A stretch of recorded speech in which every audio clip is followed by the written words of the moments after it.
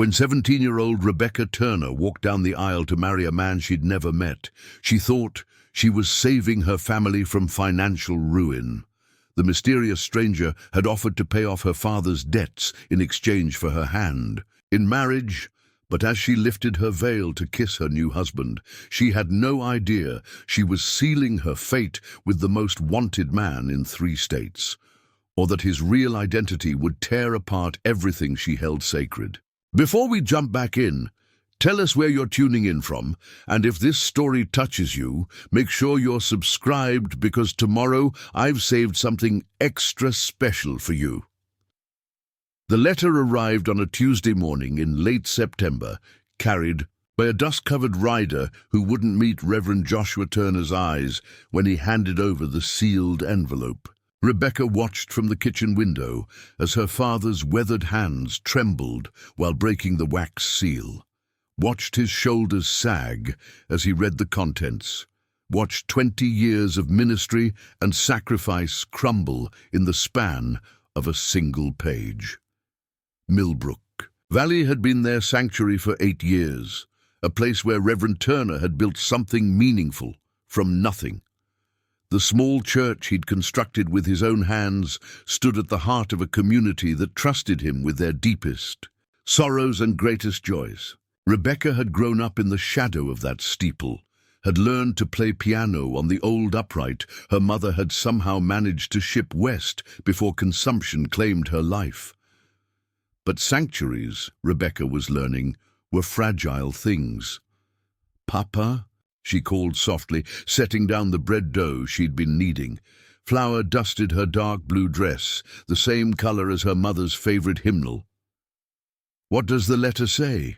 Reverend Turner folded the paper with careful precision, as if treating it gently might somehow change its contents.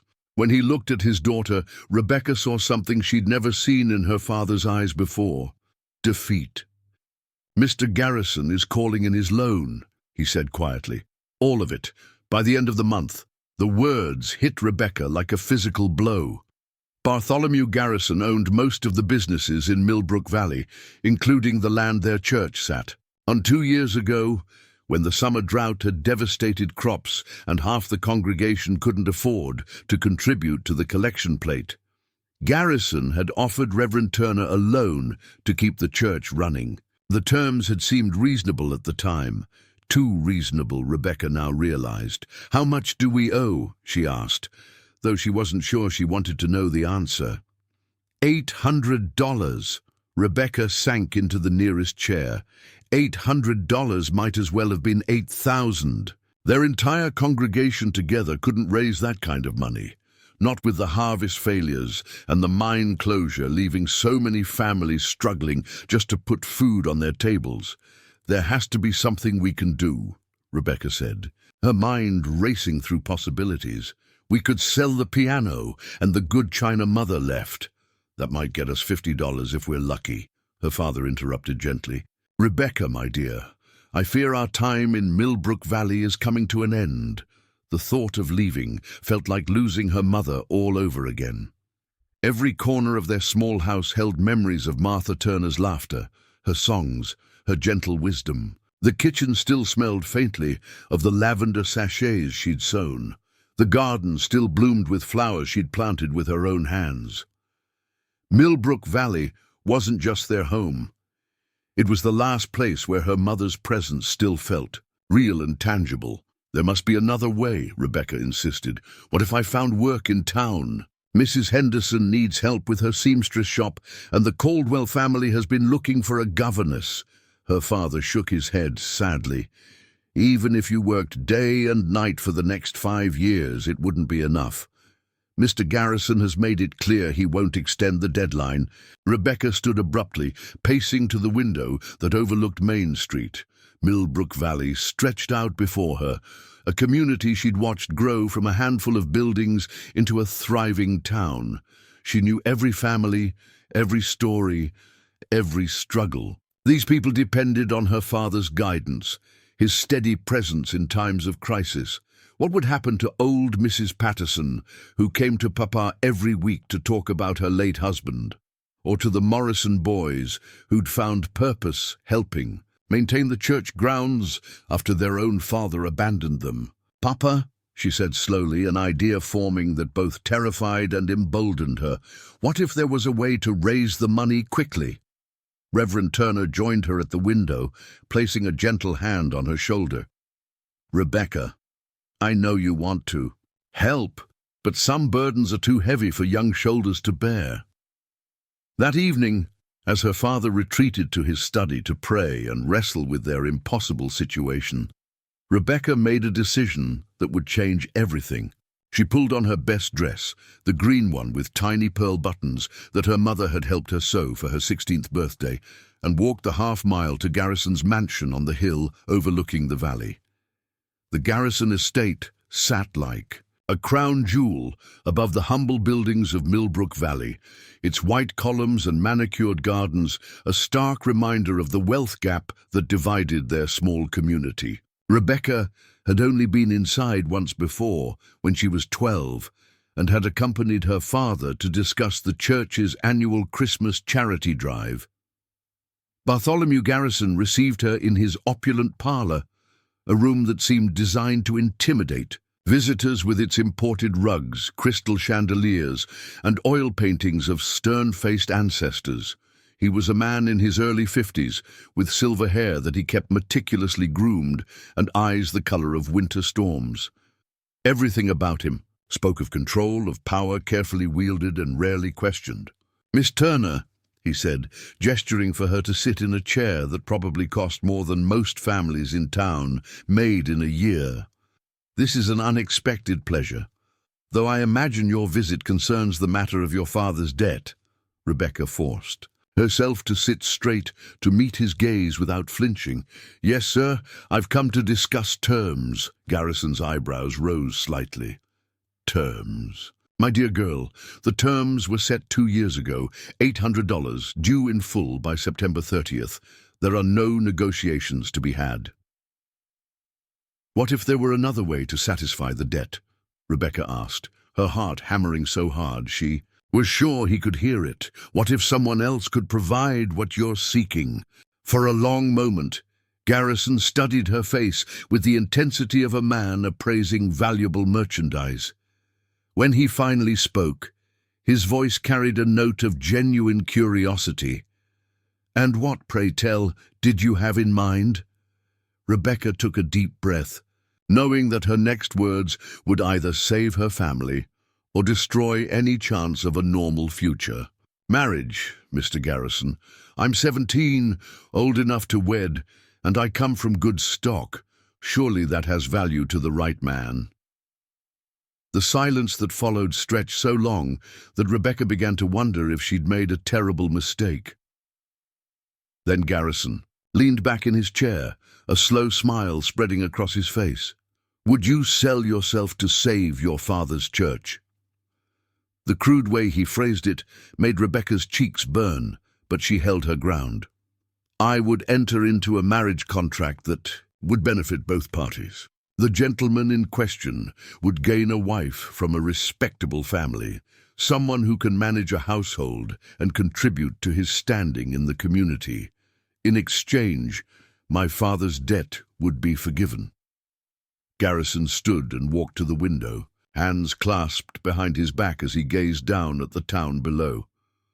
Interesting proposition, but finding such a gentleman on short notice might prove challenging. Most men of means prefer longer courtships, opportunities to assess compatibility.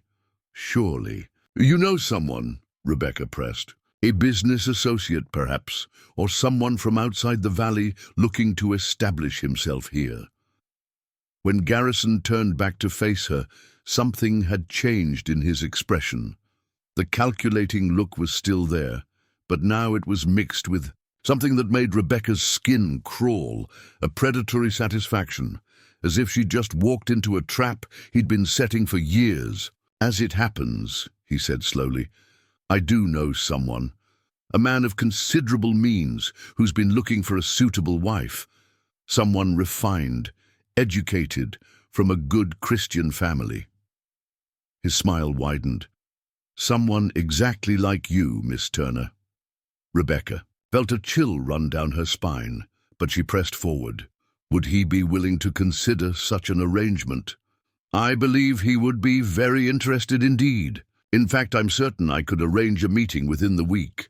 Garrison returned to his seat, leaning forward with renewed intensity. But Miss Turner, I must ask, are you truly prepared for what you're proposing? Marriage is not a game to be entered into lightly, especially under such circumstances. I understand the gravity of my proposal, Mr. Garrison. I'm prepared to honor any reasonable marriage contract. Reasonable, Garrison repeated as if tasting the word. Yes, I believe. We can arrange something quite reasonable. The gentleman in question values discretion above all else. He's a private man, successful in his business ventures, but perhaps not as socially connected as he might like. A wife from Reverend Turner's family would provide him with the respectability he seeks. Rebecca nodded, though every instinct screamed that she was making a mistake. When might I meet this gentleman? Soon, Garrison promised. Very soon. In the meantime, I suggest you prepare your father for the news, and Miss Turner. He leaned back, that predatory smile never leaving his face. I do hope you understand that once this arrangement is made, there will be no backing out. Contracts, after all, are binding things. The walk home felt longer than usual, each step carrying Rebecca further from the girl she'd been that morning and closer to a future she couldn't quite envision. The evening air was crisp with the promise of autumn, and the lights in the windows of familiar houses seemed to twinkle with a warmth she might soon have to leave behind. Her father was waiting in the kitchen when she returned, a cup of cold coffee forgotten on the table before him. The worry lines around his eyes had deepened in the few hours she'd been gone. Where have you been, Rebecca? I was starting to worry. She sat down across from him, her hands folded in her lap to hide their trembling. Papa, I need to tell you something. I've found a way to save the church. Preparing and narrating this story took us a lot of time, so if you are enjoying it, subscribe to our channel. It means a lot to us. Now back to the story. What followed was the most difficult conversation of Rebecca's young life. Her father's initial shock gave way to adamant refusal, then to anguished pleading, and finally to resigned acceptance as Rebecca made it clear that her mind was made up. She was the only unmarried daughter of a poor preacher. Marriage was always going to be her fate eventually. At least this way, her sacrifice would serve a greater purpose. I won't allow it, Reverend Turner said for the 10th time, pacing the small kitchen like a caged animal. Rebecca, you're my daughter, not a piece of property to be bartered away. Papa, please, Rebecca said gently. This isn't about property or bartering. It's about love. Love for our family, love for this community, love for the work you've built here. Sometimes love requires sacrifice. Not this kind of sacrifice. Not from my little girl. Rebecca stood and wrapped her arms around her father's shoulders, feeling how thin he'd grown from months of worry and sleepless nights. I'm not a little girl anymore, Papa. I'm a woman, and this is my choice to make. 3 days later, a messenger arrived with news that the mysterious suitor had agreed to the arrangement. The wedding would take place in 2 weeks, giving Rebecca just enough time to prepare for her new life. The man's name, she learned, was Daniel Crawford, and he was described as a successful businessman from the territorial capital who was looking to establish himself in a smaller community where his investments could have greater impact. The details were frustratingly sparse. Crawford was 31 years old, well-educated and financially stable. He owned property throughout the territory and was looking for a wife who could help him build a respectable life in Millbrook Valley. Beyond these basic facts, Rebecca knew nothing about the man she was about to marry, but as she stood in front of her mother's mirror, pinning up her dark hair and practicing the smile she would wear on her wedding day, Rebecca told herself that Love could grow from respect and shared values. Her parents had been arranged in marriage by their families, and they'd found deep happiness together. Surely she could build something similar with Daniel Crawford.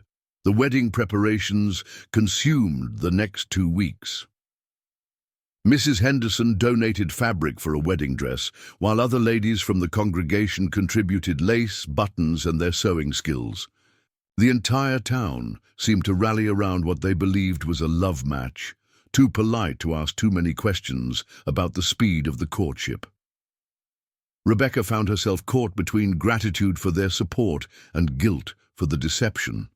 When old Mrs. Patterson pressed her for details about how she'd met her intended, Rebecca could only offer vague responses about mutual friends and shared interests. The lies tasted bitter on her tongue, but the alternative, watching her father lose everything he'd worked for, was far worse. On the night before her wedding, Rebecca knelt beside her bed and prayed with an intensity she hadn't felt since her mother's death. She prayed for wisdom, for strength, and for the grace to honor the commitment she was about to make. She prayed that Daniel Crawford would prove to be a kind man, that their marriage might grow into something real and meaningful despite its mercenary beginnings. Most of all, she prayed that she was making the right choice. The morning of her wedding dawned bright and clear, with the kind of crisp October air that made everything seem possible. Rebecca woke before sunrise, her stomach churning with a mixture of anticipation and dread. In a few hours, she would walk down the aisle of her father's church and pledge her life to a complete stranger. As she dressed in her mother's wedding dress, carefully altered to fit her smaller frame, Rebecca caught sight of herself in the mirror and was startled by what she saw. The girl looking back at her seemed older, more solemn, marked by the weight of the decision she'd made. The green eyes that had sparkled with mischief just weeks before now held a new gravity, a recognition of adult responsibility that couldn't be undone. "Oh, Martha," her father whispered from the doorway, using her mother's name without seeming to realize it. "You look so much like her on our wedding day."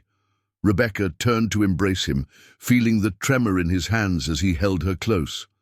"Papa, are you sure we're doing the right thing?" "I'm sure of nothing except that I love you more than my own life," he replied, "and that your mother would be so proud of the woman you've become." They stood together in comfortable silence, both lost in memories of the woman who had bound their small family together with her love and laughter. Rebecca could almost hear her mother's voice offering reassurance, could almost feel her gentle touch smoothing away fears and doubts. A knock at the front door interrupted their reverie. Rebecca's heart began to race. Daniel Crawford had arrived early, wanting to meet his bride before the ceremony. This would be her first glimpse of the man she was about to spend the rest of her life with. Through the lace curtains of the front window, Rebecca could see a tall figure in a well-tailored black suit, his face shadowed by the brim of an expensive-looking hat. Even from a distance, there was something about the way he carried himself that spoke of confidence, perhaps even arrogance. His horse was a magnificent black stallion that stamped and snorted impatiently, as if reflecting its owner's temperament. "Rebecca," her father said softly, "it's time." She nodded, smoothing her skirts one final time and checking that her mother's pearl necklace was properly fastened. Whatever happened next, she would face it with dignity and grace. She was Martha Turner's daughter, and she would not bring shame to that legacy. The walk to the front door seemed to take forever, and no time at all. Rebecca's hand trembled as she reached for the handle, knowing that opening it would change everything. On the other side waited for either salvation or destruction, and there was only one way to find out which. Daniel Crawford stood on her doorstep with his hat in his hands, revealing thick dark hair and features that were undeniably handsome. But it was his eyes that captured Rebecca's attention. Pale blue and sharp as winter ice, they seemed to see everything and reveal nothing. When he smiled, it was charming and practiced, the expression of a man accustomed to getting what he wanted. "Miss Turner," he said, his voice deep and smooth as honey over gravel. "I'm Daniel Crawford. It's a pleasure to finally meet my intended bride." Daniel Crawford's handshake was firm and confident, his fingers calloused in a way that surprised Rebecca. She had expected the soft hands of a businessman, not the rough grip of someone accustomed to manual labor. When she mentioned this observation, he smiled that practiced smile again. "I believe in being hands-on with my investments, Miss Turner. A man learns more about his business when he's willing to get his hands dirty." The conversation that followed was carefully polite, each of them probing for information while revealing little. Crawford spoke of his various enterprises, cattle, mining interests, land speculation, but remained vague about specifics. When Rebecca asked about his family, his jaw tightened almost imperceptibly. "I'm a man who prefers to look forward rather than backward, Miss Turner. My past has little bearing on our future together." Something cold flickered behind his eyes. When he said this, gone so quickly, Rebecca wondered if she'd imagined it, but the feeling lingered, a whisper of unease that she pushed down. Every man had disappointments, regrets. That didn't make him dangerous. The wedding ceremony took place at noon in the small church Reverend Turner had built with his own hands. The entire town had turned out, their faces beaming with the kind of joy that comes from witnessing what they believed was a love match. Rebecca walked down the aisle on her father's arm, her bouquet of wildflowers trembling in her hands. Crawford waited at the altar in his impeccable black suit, looking every inch the successful businessman. But as Rebecca drew closer, she noticed details that troubled her. A scar along his left temple, partially hidden by his hair, the way his eyes constantly scanned the crowd as if searching for threats. Most disturbing of all, the bulge beneath his jacket that suggested he was armed even at his own wedding.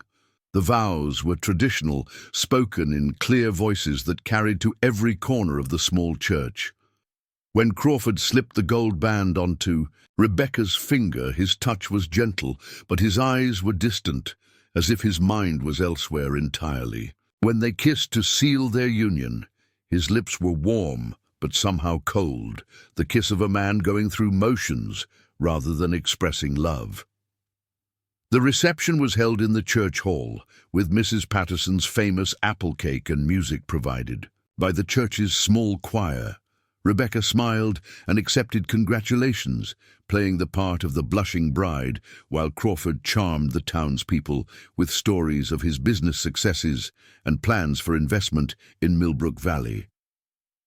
But Rebecca noticed things others missed, how Crawford's hand never strayed far from his jacket, how his smile never quite reached his eyes when he thought no one was looking, how he deflected every question about his past with the skill of someone who'd had lots of practice.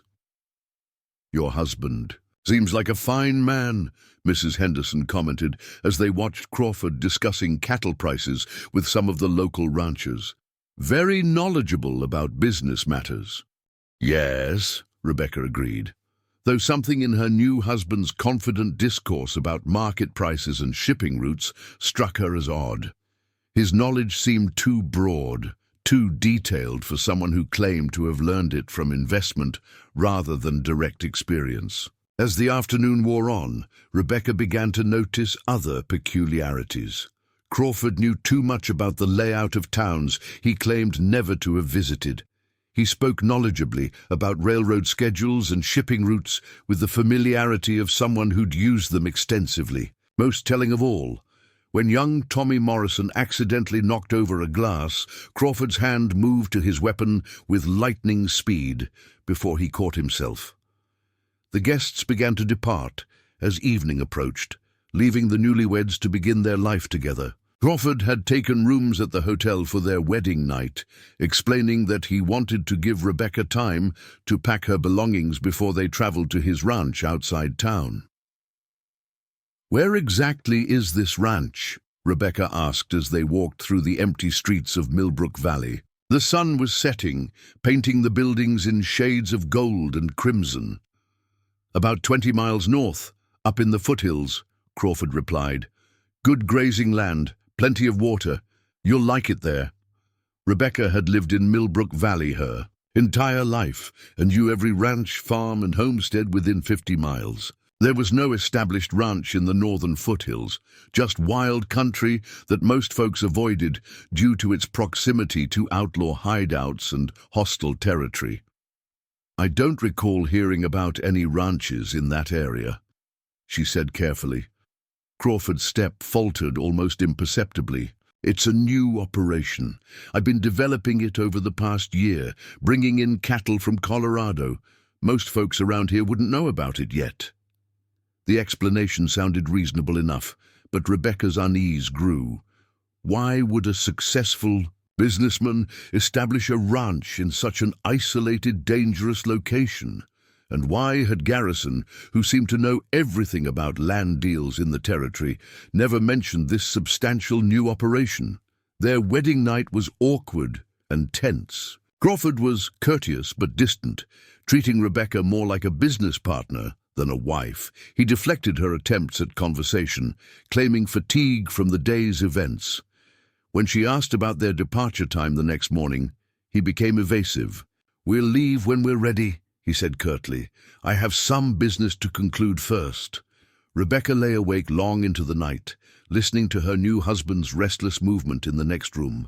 Several times she heard him pace to the window, and once she could have sworn she heard the distinctive sound of a gun being cleaned and reassembled. When she finally drifted off to sleep, her dreams were filled with shadowy figures and the sound of distant gunshots.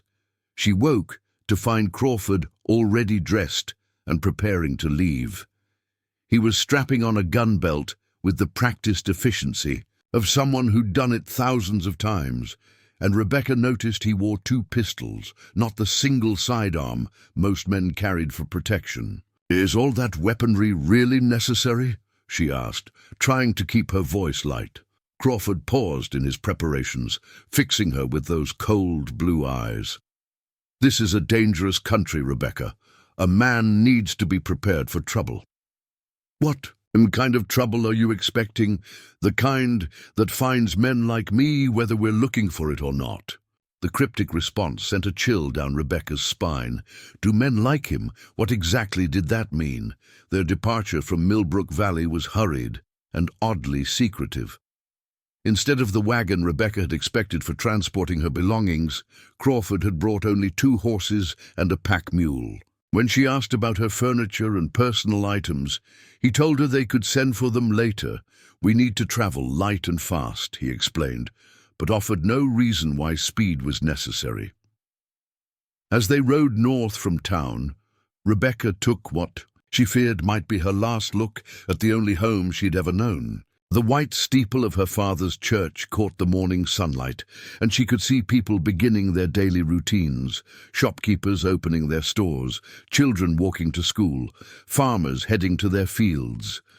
Normal, peaceful lives that suddenly seemed infinitely precious. The trail Crawford chose wound through increasingly wild country, far from the established roads most travelers used. When Rebecca questioned the route, he claimed it was a shortcut, but she could see no evidence of regular use. The path was overgrown and treacherous, more like an animal track than a proper road. "Daniel," she said after they'd been riding for several hours, "I need to ask you something directly. Are you really a businessman?" Crawford reined in his horse so abruptly that Rebecca's mount nearly collided with his. When he turned to face her, the charming mask had slipped completely, revealing something hard and dangerous underneath. "Why would you ask that?" "Because everything about you suggests otherwise. The way you carry yourself, your knowledge of places you claim never to have been, the route we're taking. And the guns. No legitimate businessman needs that much firepower." For a long moment Crawford stared at her with those ice-blue eyes, and Rebecca wondered if she'd just made a fatal mistake. Then, slowly, he began to laugh, a sound with no humor in it whatsoever. "You're more observant than I gave you credit for," he said finally. "Yes, I'm in business, just not the kind your father would approve of." The admission hit Rebecca like a physical blow. "What kind of business?" The kind that pays very well and doesn't ask too many questions about methods. Crawford's smile was sharp as a blade. But don't worry, my dear wife. Our marriage contract is still valid. I'll honor my commitment to pay off your father's debt. What are you saying? What do you really do? Crawford studied her face for a moment, as if weighing how much truth she could handle. I take things that belong to other people and make them belong to me instead. Banks, trains, the occasional wealthy traveler. It's remarkable how much money flows through this territory if you know where to look for it. The words took a moment to sink in, and when they did, Rebecca felt the world tilt beneath her. You're a thief, a robber. I prefer entrepreneur with flexible ethics, but yes, if you must be crude about it. Crawford's tone was conversational, as if he were discussing the weather. Though I'm very good at what I do, very successful, very careful. Rebecca's horse seemed to sense her distress, dancing nervously beneath her. The ranch you mentioned doesn't exist. Not in the way I described it anyway. We're heading to a place where successful men in my line of work can rest between jobs. Think of it as a business retreat. The full magnitude of her situation crashed over Rebecca like a cold wave. She had married an outlaw, a criminal who robbed banks and trains for a living. Worse, she was now riding deeper into wild country, where she would be completely at his mercy, far from any hope of help or rescue. "Take me back," she said quietly. "Please, I want to go home." Crawford's expression hardened. "I'm afraid that's not possible, Rebecca. We have a contract, remember? You're my wife now, for better or worse, and this is definitely the worst part you promised to stick around for. This isn't what I agreed to. You misrepresented yourself, lied about everything. I told you I was a businessman, and I am. I simply didn't specify which business I was in." Crawford's voice had turned cold and threatening. "And you didn't ask the right questions. That's not my fault." Rebecca felt tears of rage and fear burning behind her eyes, but she refused to let them fall. She had walked into this trap with her eyes open, driven by desperation and love for her family. Now she would have to find a way to survive the consequences. "What happens now?" she asked. "Now we continue to my headquarters. You'll learn to fit into my world, and I'll continue to be very successful at what I do. Who knows? You might even come to enjoy the excitement." As they resumed their journey, deeper into the wilderness, Rebecca's mind raced with possibilities for escape. But Crawford seemed to read her thoughts, because he reached over and took the reins of her horse, effectively making her his prisoner. "Don't even think about running," he said conversationally. "This country will kill you long before you could find your way back to civilization. And I'd really hate to have to explain to your father why his daughter never made it to her new home." The threat was subtle but unmistakable. Rebecca was trapped, bound to an outlaw by vows spoken in innocence and ignorance.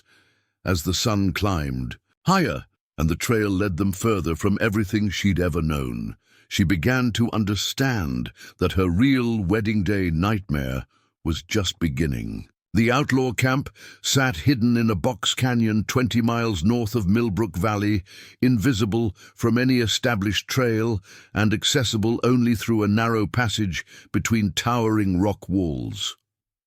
As they approached the entrance, Rebecca could see why Crawford had chosen this location. It was a natural fortress, easily defended and impossible to attack without warning.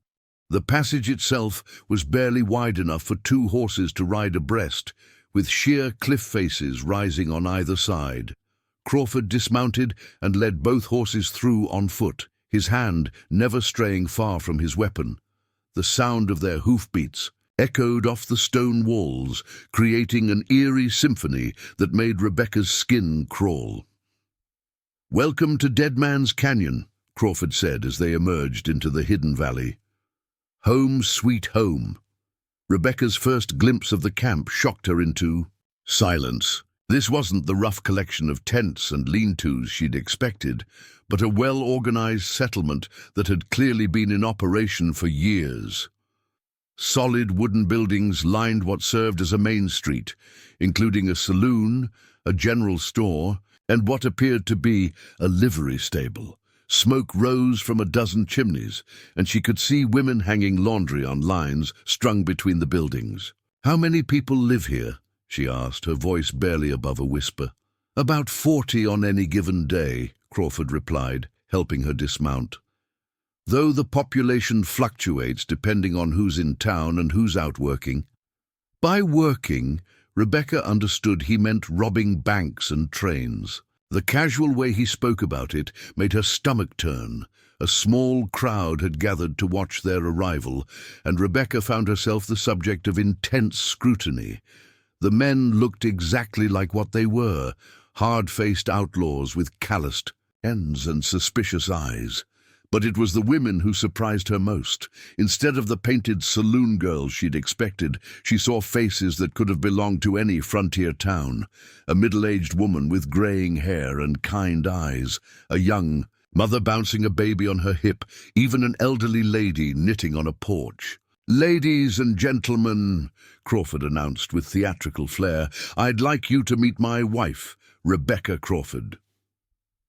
The use of his surname, her surname now, sent another shock through Rebecca's system. She was no longer Rebecca Turner, the preacher's daughter. She was Rebecca Crawford, wife to one of the most wanted men in the territory. A weathered man with a magnificent moustache stepped forward, tipping his hat respectfully. "Ma'am, I'm Thomas Weatherby. Welcome to our little community." "Thank you," Rebecca managed, though the word felt strange on her lips. How did one respond politely to a welcome from criminals?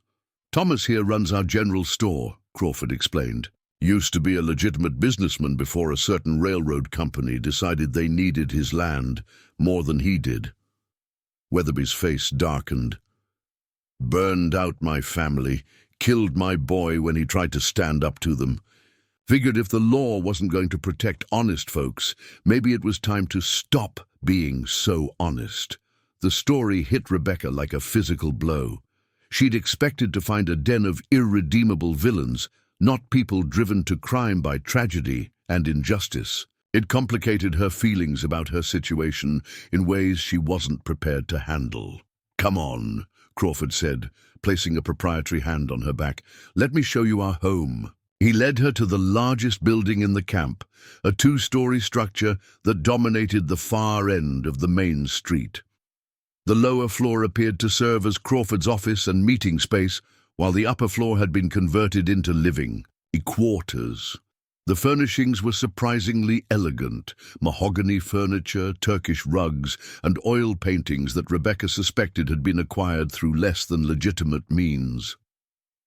"I know it's not what you're used to," Crawford said, watching her take in the opulent surroundings, "but I believe in living well." Rebecca ran her fingers along the smooth surface of an expensive writing desk, wondering whose home it had graced before finding its way here. Where did all this come from? Various sources. Some purchased with the profits of my enterprises. Some acquired more directly. His smile was sharp. "I have refined tastes and the means to indulge them." A soft knock at the door interrupted them. A woman entered without waiting for permission, carrying a tray of food and wearing an expression of barely contained curiosity. She was perhaps 30 years old, with auburn hair and green eyes that missed nothing. "Thought you might be hungry after your journey," she said, setting the tray on a side table. "I'm Catherine Brennan." "Catherine is our school teacher," Crawford explained. "She educates the children in camp and helps with correspondence for those who need it." Rebecca stared. "You have a school here?" "Of course we do," Catherine replied with a hint of pride. "Just because we live outside the law doesn't mean we want our children growing up ignorant. We have 12 youngsters in camp, and they deserve an education." The normalcy of it was almost surreal. An outlaw camp with a school, a general store, families with children. It challenged every assumption Rebecca had made about criminal life. "I was a teacher before I came here," Catherine continued. My husband was shot down in cold blood by a corrupt sheriff who was taking bribes from the cattle barons. When I tried to get justice through proper channels, I was told to forget what I'd seen and move on." Her green eyes flashed with old anger. "So I moved on, all right. Right here, where a woman's word carries weight and justice comes from the barrel of a gun." After Catherine left, Crawford poured himself a whiskey from a crystal decanter and settled into a leather chair that probably cost more than most people made in a year. "You're very quiet, Rebecca. Having second thoughts about your new home?" Rebecca moved to the window, looking out at the strange community spread below. Children were playing in the dusty street while their mothers watched from doorways. Men sat on porches, cleaning weapons or playing cards. It looked disturbingly normal, like any frontier town, except for the absence of law and the abundance of armed men. "I don't understand this place," she admitted. "I expected desperate criminals hiding in caves, not families and schools and domesticity." Crawford laughed, but there was no warmth in the sound. "What did you think, that we lived like animals? That we had no culture, no society? We may be outlaws, Rebecca, but we're still people. We still need community, purpose, something to believe in." "And what do you believe in?" "I believe in taking what I want and keeping what I take. I believe that might makes right, and that the strong survive while the weak get trampled." He took a long sip of whiskey. "I believe your precious civilization is a lie designed to keep the sheep in line while the wolves feast." The bitterness in his voice surprised her. "Something happened to you, something that made you this way." Crawford's expression hardened. "We're not having that conversation, Rebecca. My past is my business. Your job is to be my wife, to fit into this community, and to stop asking questions that don't concern you." That evening, Rebecca was introduced to more of the camp's residents. Over dinner, in the communal dining hall, she met Samuel Martinez, a former cavalry sergeant who turned to banditry after being court-martialed for refusing to participate in a massacre of Apache women and children. There was Ellen Foster, whose husband had been lynched by vigilantes for the crime of being Mexican, leaving her with 3 children and no way to survive except the bounty Crawford's gang provided. Each story was a variation on the same theme. Decent people pushed beyond endurance by a system that had failed them, finding refuge and purpose in Crawford's twisted version of justice. It made Rebecca's moral position increasingly complicated. These weren't evil people by nature. They were broken people who'd found a way to fight back against a world that had betrayed them. But they were still criminals. Whatever their justifications, they robbed and stole and sometimes killed. The money that had saved her father's church had been taken from innocent people who'd worked hard to earn it. After dinner, Crawford took her on a tour of the camp's facilities. They had their own blacksmith, a doctor who'd lost his license for performing surgery while drunk, and even a small chapel where a defrocked priest held services for those who still felt the need for spiritual guidance. "You seem to have thought of everything," Rebecca observed as they passed the chapel. "I've had time to plan this carefully. A community needs structure, rules, purpose. Without those things, you just have chaos." Crawford's voice carried a note of pride. "I've built something here, Rebecca, something that works. Built on theft and violence. Built on necessity and survival. The distinction matters less than you might think." They paused outside the camp's small cemetery, where a dozen wooden crosses marked the graves of those who hadn't survived the outlaw life. Crawford's expression grew somber as he read the names carved into the weathered wood. "Being outside the law has its costs," he said quietly. "We lose people, good people who deserve better than they got from the world." He turned to face her. "That's why loyalty matters so much here, Rebecca. Why betrayal is the one unforgivable sin." The threat was subtle but unmistakable. Rebecca was trapped not just by geography and isolation, but by the iron code that governed this strange community. Any attempt to contact the authorities or reveal The camp's location would be seen as betrayal, with consequences she didn't want to contemplate. That night, Crawford showed her to their shared bedroom on the second floor of his house. The room was lavishly appointed with fine furniture and expensive fabrics, but the windows had been barred with iron grating that turned luxury into a prison. "Cell. For security," Crawford explained when he saw her looking at the bars. "This country is full of dangerous men." Rebecca almost laughed at the irony. She was married to one of the most dangerous men in the territory, trapped in a camp full of outlaws, and he was concerned about her security. As Crawford prepared for bed, Rebecca noticed more details that painted a clearer picture of the man. She'd married. Scars covered his torso, bullet wounds, knife cuts, and rope burns that spoke of a violent past. His movements were those of a man constantly alert for danger, even in his own bedroom. When he finally settled into bed beside her, he kept a loaded pistol within easy reach on the nightstand. "Daniel," she said softly into the darkness, "what's your real name?" For a long moment, he was silent. Then, "Daniel Crawford is real enough. It's the name I chose when I decided who I wanted to become. And before that doesn't matter. That man is dead." Rebecca lay awake long into the night, listening to Crawford's restless sleep and trying to process everything she'd learned. She was trapped in a criminal sanctuary, married to a man whose past was buried under layers of assumed identity and violent history. The community around her was built on foundations of theft and murder, yet filled with people who'd been driven to crime by circumstances beyond their control. Most disturbing of all, she was beginning to understand that escape might not be as simple as she'd hoped. Even if she could find a way out of the canyon, where would she go? Back to Millbrook Valley, where her father's church was safe only because of stolen money? To the authorities, who would demand she testify against the people who'd shown her nothing but kindness and hospitality? The moral complexities of her situation were overwhelming. Crawford had lied to her, trapped her, threatened her, but he'd also saved her father's life's work. The people in this camp were criminals, but they were also victims of a system that had failed to protect them when they needed it most.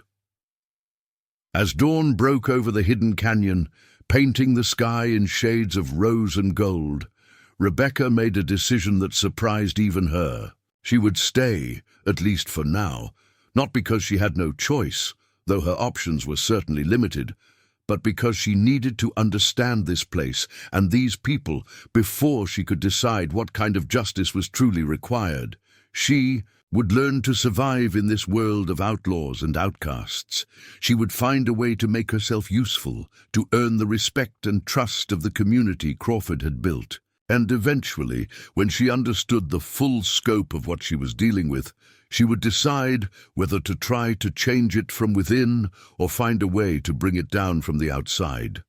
But first, she had to survive long enough to make that choice. And survival in Dead Man's Canyon would require skills Rebecca Turner, the preacher's daughter, had never needed to develop. It was time to discover what Rebecca Crawford, the outlaw's wife, was truly capable of becoming. 3 weeks into her new life at Dead Man's Canyon, Rebecca had established an uneasy routine. She spent mornings helping Catherine Brennan in the schoolhouse, teaching the younger children to read while the older ones worked on arithmetic and geography. Afternoons were devoted to assisting Dr. Marcus Webb in his makeshift clinic, learning to clean wounds and mix medicines for the various injuries that came with outlaw life.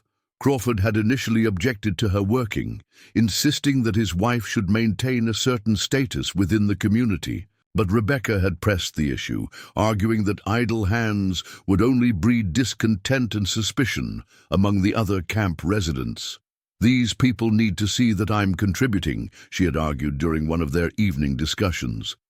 "If I'm just the pampered wife sitting in luxury while everyone else works, they'll never accept me." Crawford had eventually agreed though Rebecca suspected his motives had less to do with her happiness and more to do with keeping her occupied and supervised. Catherine and Dr. Webb both reported to him regularly about Rebecca's activities and conversations. Still, the work gave Rebecca purpose and, more importantly, access to information. She learned that the camp operated on a complex system of shares and percentages. Crawford took the largest cut of any job as the leader and planner, but everyone who participated received payment based on their role and the risks they'd taken. Widows and families of men killed during operations received ongoing support from the community fund. It was a twisted form of socialism, Rebecca realized. Wealth redistribution achieved through theft rather than taxation, with Crawford serving as both benevolent dictator and criminal mastermind. During her work in the clinic, Rebecca encountered the true cost of the outlaw life. She cleaned bullet wounds from failed bank robberies, set bones broken during wild escapes on horseback, and treated the lingering effects of old injuries that hadn't healed properly. Dr. Webb, despite his drinking problem, was skilled at his own profession and patient with her questions. "You're getting good at this," he observed one afternoon, as Rebecca expertly sutured a knife wound on Samuel Martinez's arm. "Natural, steady hands, good instincts about pressure and timing."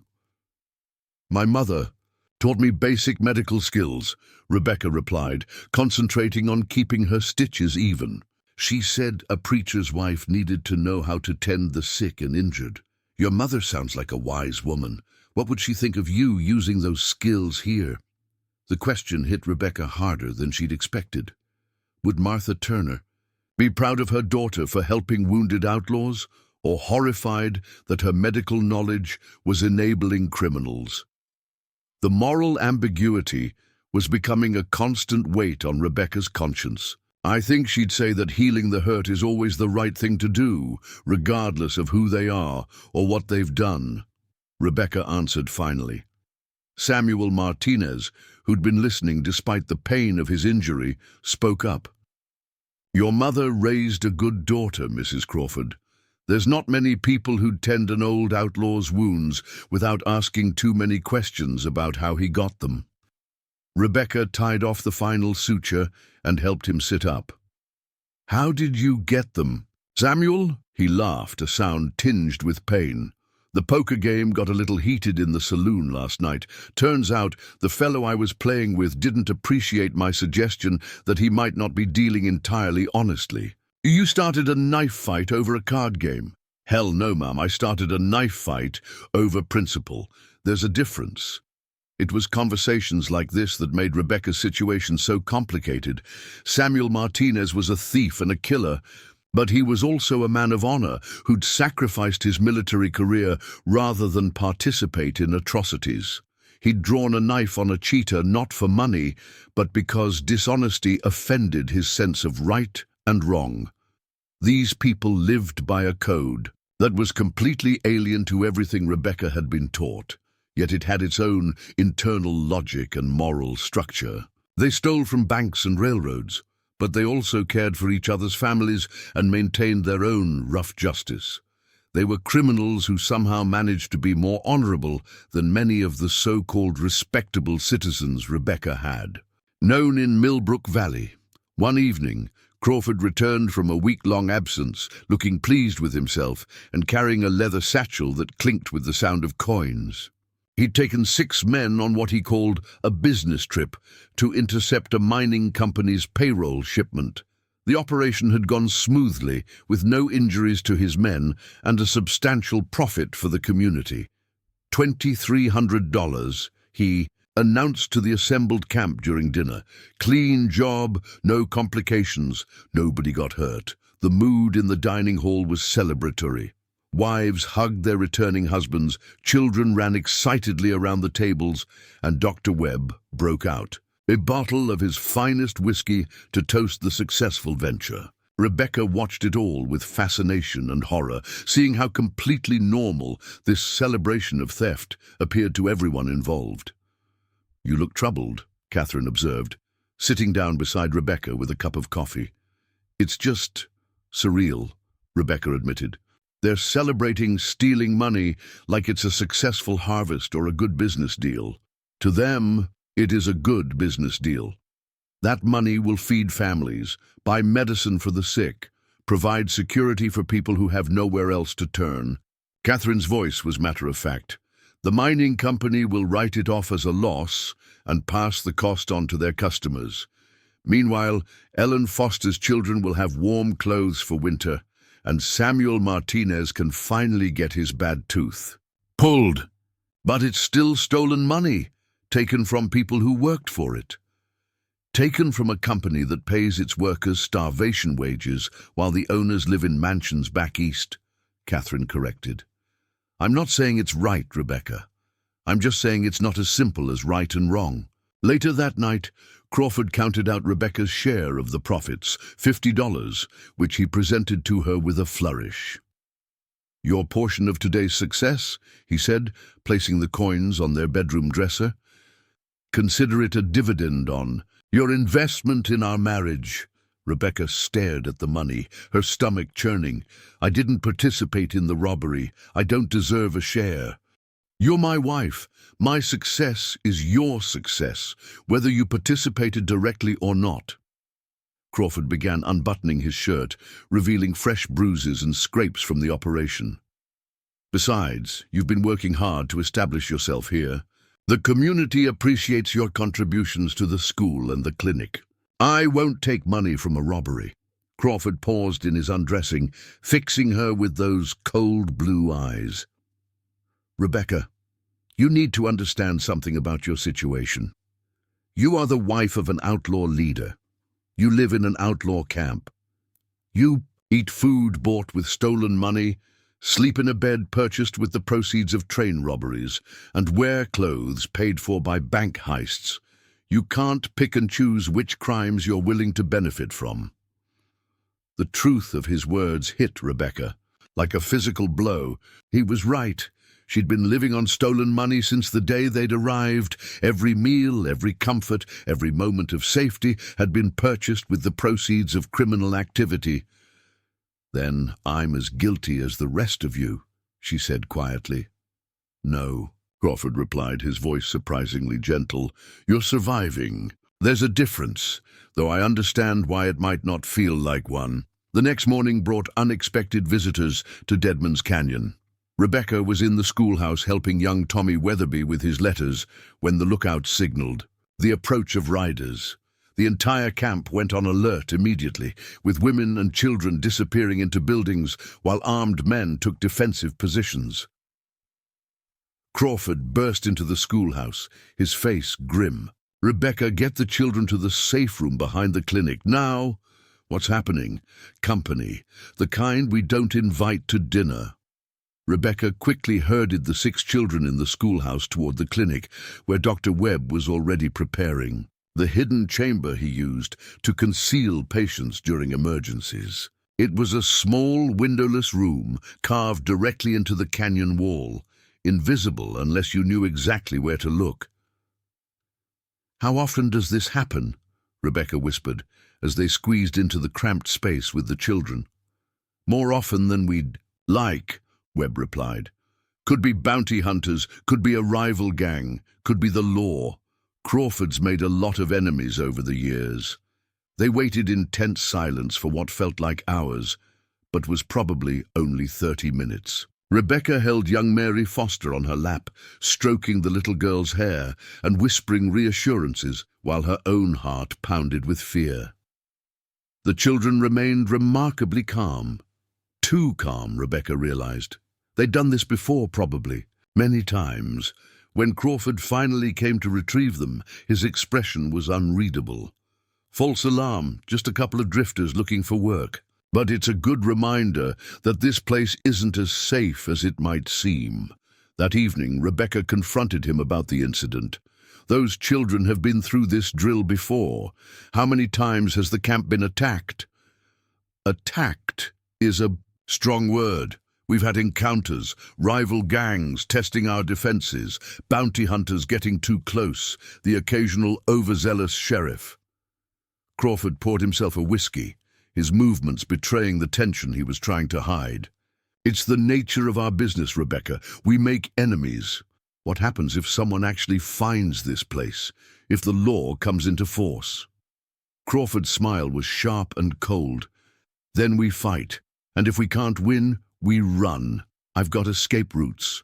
Planned and cached supplies hidden throughout these mountains. We can disappear like smoke if we have to. And me? What happens to me if you have to run?" For the first time since she'd known him, Crawford looked uncertain. "You're my wife. You come with me. Even if I don't want to? Especially if you don't want to. Rebecca, you know too much about this operation to be allowed to fall into the wrong hands. The people here trust you because you're married to me. If that marriage ended, so would their protection." The threat was subtle, but unmistakable. Rebecca wasn't just Crawford's wife. She was his prisoner, bound to him by knowledge that could destroy dozens of lives if it fell into the wrong hands. Later that night, alone in their bedroom, while Crawford met with his lieutenants to discuss security measures, Rebecca made a decision that would change everything. She pulled out a piece of paper and began to write a letter to her father, intending to smuggle it out with the next supply run to town. She wrote about her safety, about the complexity of her situation, about the people she'd met who defied easy categorization as heroes or villains. She didn't mention the camp's location or any details that could compromise its security, but she wanted her father to know she was alive, and that the situation was far more complicated than either of them had anticipated. She never got the chance to send the letter. Crawford found it the next morning while she was at the clinic, and his reaction was swift and terrifying. Rebecca returned to find him sitting at their table, the letter spread before him, and his face dark with rage. "Explain this," he said quietly, and somehow his soft tone was more frightening than if he'd been shouting. Rebecca's blood turned to ice. "I wanted my father to know I was safe. Your father thinks you're safe. That was part of our arrangement." Crawford stood slowly, his hand resting on the butt of his pistol. "This letter contains enough information to put every person in this camp at risk. I didn't mention the location or any specific details. You mentioned names. Catherine, Samuel, Dr. Webb. You described the canyon's layout, the number of people living here, and our defensive preparations." His voice grew colder with each word. "This letter is a map to our destruction, Rebecca. I would never betray these people. You know that. I don't know anything about what you would or wouldn't do. You're a preacher's daughter who's been here less than a month. Your loyalty to us is exactly as deep as your fear of the consequences." Crawford picked up the letter and walked to the fireplace, holding it over the flames. "This is your first and only warning, Rebecca. Your old life is over. Your father, your town, your past, none of that exists anymore. You are Rebecca Crawford, wife to an outlaw, resident of Deadman's Canyon. Anything that threatens this community threatens you. Anything that threatens me threatens you. Are we clear?" Rebecca watched her words burn, feeling something inside her break. "Yes, we're clear." But as the letter crumbled to ash, Rebecca made another decision. If Crawford thought fear would keep her in line, he was underestimating the daughter of Martha Turner. Rebecca had survived losing her mother, had sacrificed herself to save her father's life work, and had adapted to life among criminals without losing her moral center. She would find a way to protect both her old life and her new one, even if it meant deceiving the most dangerous man she'd ever met. The game between Rebecca and Crawford was just beginning, and neither of them fully understood the stakes yet. 2 months after the letter incident, Rebecca had become an integral part of camp life. She'd earned the trust of the women through her medical skills and her gentle way with the children. Even the hardened men had begun to respect her, seeing how she never flinched when treating their wounds or judged them for their choices. But beneath this acceptance, Rebecca was carefully building something Crawford couldn't see. A network of loyalty that belonged to her, not to him. It began with small acts of kindness. When Ellen Foster's youngest came down with a fever, Rebecca sat up 3 nights straight, nursing the child back to health. When old Charlie Brennan injured his back and couldn't work, she organized the other women to bring him meals and help with his chores. When Catherine struggled with nightmares about her husband's murder, Rebecca listened without judgment and offered comfort without preaching. These gestures created bonds that went deeper than fear or obligation. For the first time in their hard lives, many of the camp's residents felt they had someone who cared about them as people, not just as assets in Crawford's criminal enterprise. Crawford noticed the change, but misread its significance. He saw his wife gaining acceptance and assumed it meant she was finally settling into her role. He had no idea that Rebecca was methodically building the foundation for something that could threaten his absolute authority. The opportunity Rebecca had been waiting for came when Crawford announced plans for his most ambitious job yet, robbing the Central Pacific's monthly gold shipment as it passed through Devil's Pass, 60 miles south of camp. The train carried ore payments from 3 different mining operations, potentially the largest single score in the gang's history. "This job will set us up for years," Crawford explained to his assembled lieutenants in the main hall. "Enough money to expand our operations, improve our defenses, maybe even buy some legitimate businesses to help launder our profits." Rebecca listened from the kitchen doorway, officially helping serve coffee but actually gathering intelligence. The job would require most of the men in camp, leaving only a skeleton crew to guard the canyon. More importantly, it would take Crawford away for nearly a week, the longest period she'd had without his constant surveillance. Samuel Martinez raised a concern that had been bothering several of the men. "Daniel, this job's bigger than anything we've attempted before. The railroad's going to respond hard. We might be looking at federal marshals, maybe even the army." "That's exactly why the payoff is worth the risk," Crawford replied. "One big score, and we can afford to lay low for months. Let the heat die down while we live like kings." But Rebecca could see the doubt in several faces around the room.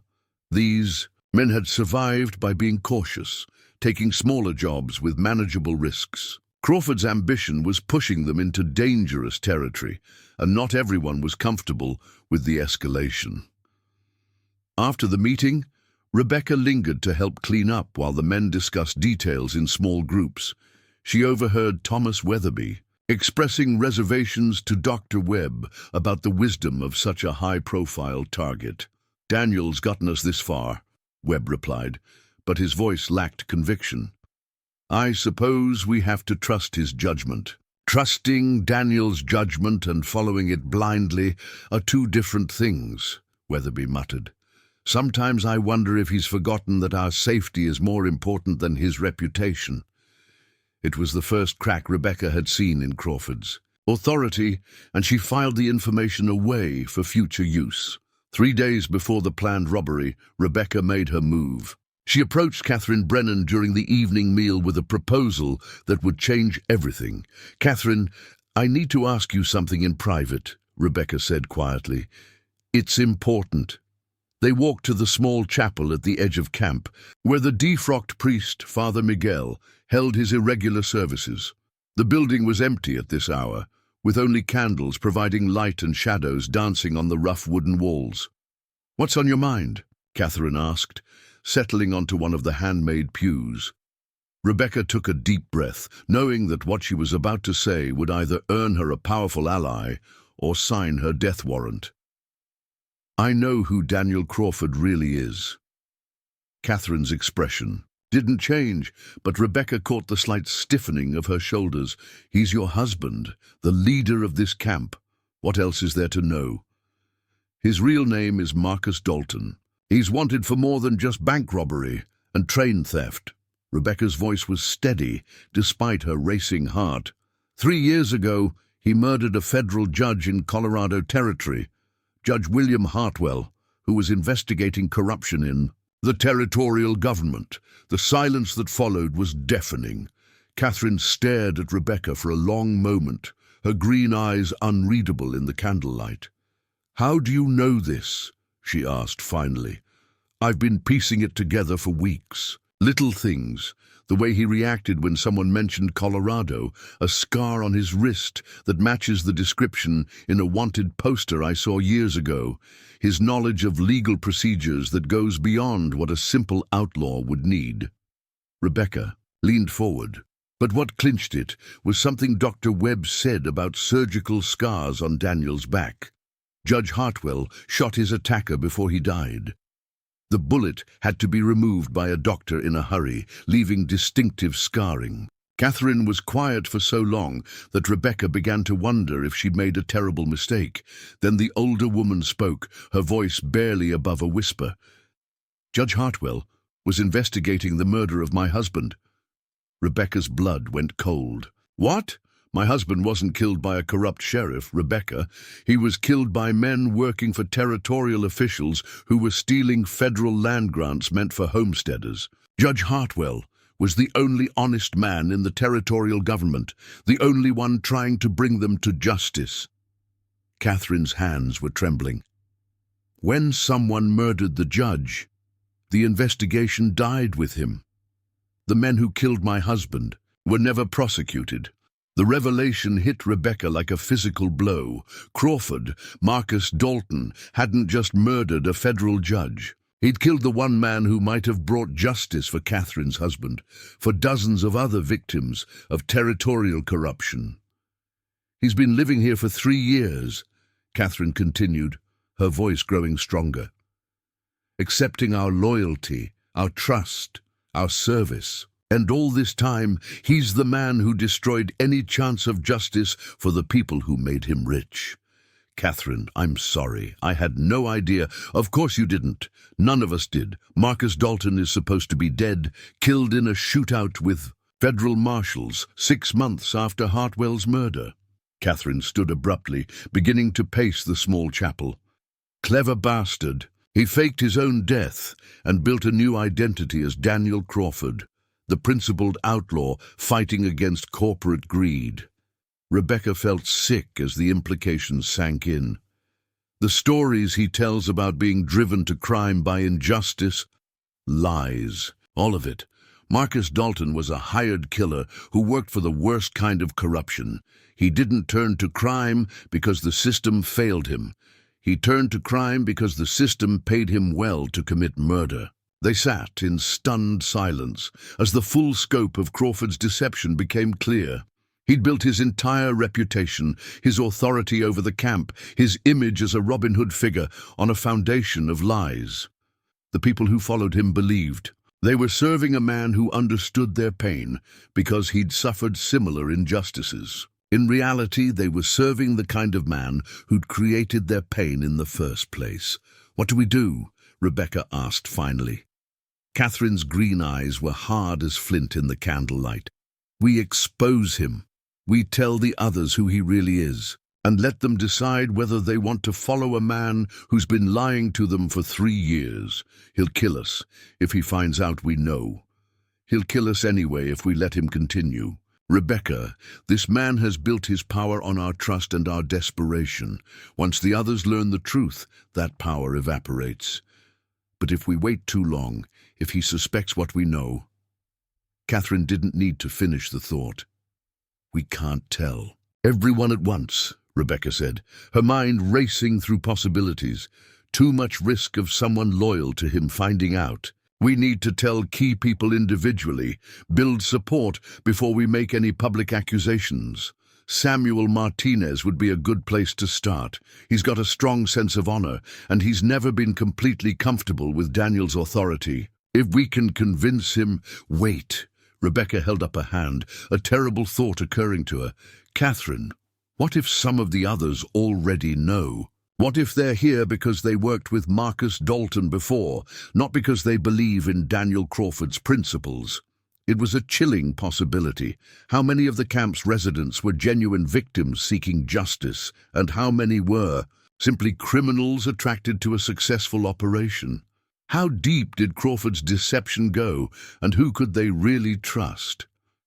"We'll have to be very careful about who we approach," Catherine said grimly. "One wrong choice, and we're dead." Over the next 2 days, while Crawford made final preparations for the train robbery, Rebecca and Catherine began their careful campaign of revelation.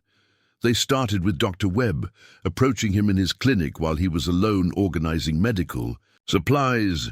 Webb's reaction was immediate and visceral.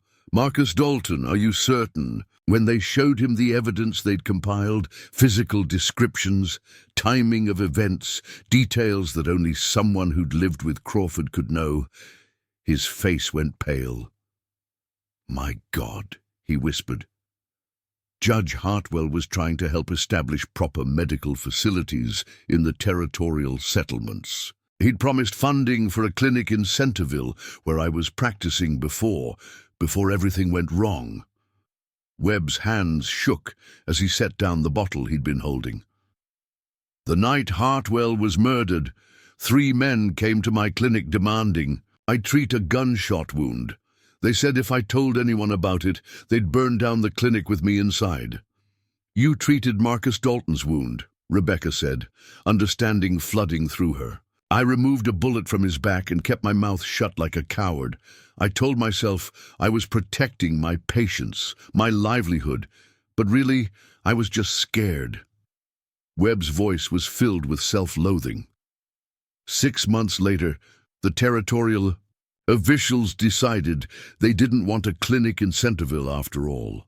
Too much oversight, too many questions about injuries that couldn't be properly explained. They revoked my license on trumped-up charges, and I lost everything. Another victim of Marcus Dalton's corruption, another person whose life had been destroyed by the man they now knew as Daniel Crawford. Samuel Martinez's reaction was even more dramatic. When they told him the truth about Crawford's identity, the former cavalry sergeant went white with rage. "Judge Hartwell was investigating the massacre at Bitter Creek," he said through gritted teeth. "The one I refused to participate in, the one that got me court-martialed. Hartwell was the only man in authority who believed my testimony about what really happened there, who was trying to bring the guilty parties to justice." The pattern was becoming sickeningly clear. Crawford had systematically recruited people whose lives had been ruined by the same corruption he'd helped perpetuate. Whether by design or coincidence, he'd surrounded himself with the victims of his former associates, earning their loyalty by pretending to share their sense of injustice. "Tomorrow," Samuel said, his voice deadly quiet, "we tell everyone tomorrow. After he leaves for the train job, once he's gone, we'll have time to organize, to decide what justice looks like for Marcus Dalton." But Rebecca had a terrible feeling that Crawford suspected something. He'd been watching her more closely over the past few days, asking casual questions about her conversations with other camp residents. During their final dinner together before his departure, his pale blue eyes never left her face.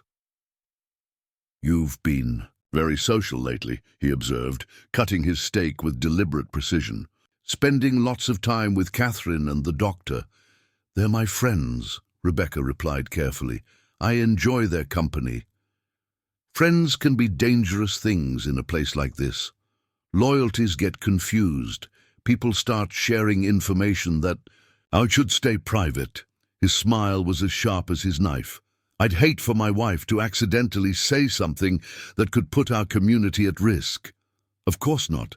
I would never—" "No," Crawford interrupted, his voice dropping to that soft, dangerous tone she'd learned to fear. "You wouldn't, because you understand that betraying this community would be betraying me, and betraying me would have consequences you couldn't survive." That night, as Crawford made his final preparations for departure, Rebecca lay awake planning. for what she knew would be the most dangerous week of her life. Tomorrow, everything will change. Either Crawford's reign of deception would end, or Rebecca Turner Crawford would die trying to expose it. But as she listened to her husband loading weapons and checking supplies, she realized she'd made one crucial error in her planning. She'd assumed Crawford would leave for the train robbery as scheduled. She'd assumed he trusted his lieutenants to handle the job without him. She'd assumed wrong. Rebecca woke before dawn to find Crawford's side of the bed cold and empty. Through the barred window, she could see unusual activity in the camp below, men moving with quiet urgency, weapons being checked, horses being saddled in the pre-dawn darkness. But something was wrong. Too many men were staying behind, and the ones preparing to leave weren't the team Crawford had selected for the train robbery. She dressed quickly and made her way downstairs, where she found Crawford in his office, surrounded by maps and documents. He was fully armed, wearing the black leather coat he reserved for the most dangerous operations. "You're up early," he said without looking up from his papers. "Couldn't sleep. I heard activity outside. Is everything all right?" Crawford finally raised his eyes to meet hers, and Rebecca's blood turned to ice. The mask of charm he usually wore had slipped completely, revealing something cold and predatory underneath. "Everything's fine, Rebecca. In fact, everything's about to become much clearer." He stood slowly, his hand resting casually on his gun belt. "You see, I've had some interesting conversations over the past few days. People telling me about other conversations they've overheard. Fragments of discussions about Colorado Territory, about judges and territorial corruption." Rebecca's heart hammered against her ribs, but she forced her voice to remain steady. "I don't know what you mean. Don't you? Let me help refresh your memory." Crawford moved around the desk, each step deliberate and threatening. "Catherine, Brennan has been asking very specific questions about my past. Dr. Webb has been nervous as a cat, jumping every time someone says my name. Samuel Martinez has been cleaning his weapons with unusual intensity, like a man preparing for war." The trap was closing around them, and Rebecca realized with growing horror that Crawford had been watching their movements, listening to their conversations, playing them like pieces on a chessboard. "Most interesting of all," Crawford continued, "my dear wife has been spending an awful lot of time in private conversations with these same people, almost like she's been organizing something." "Daniel, Marcus," he corrected sharply. "Since you know my real name, you might as well use it, though I'm curious how you figured it out.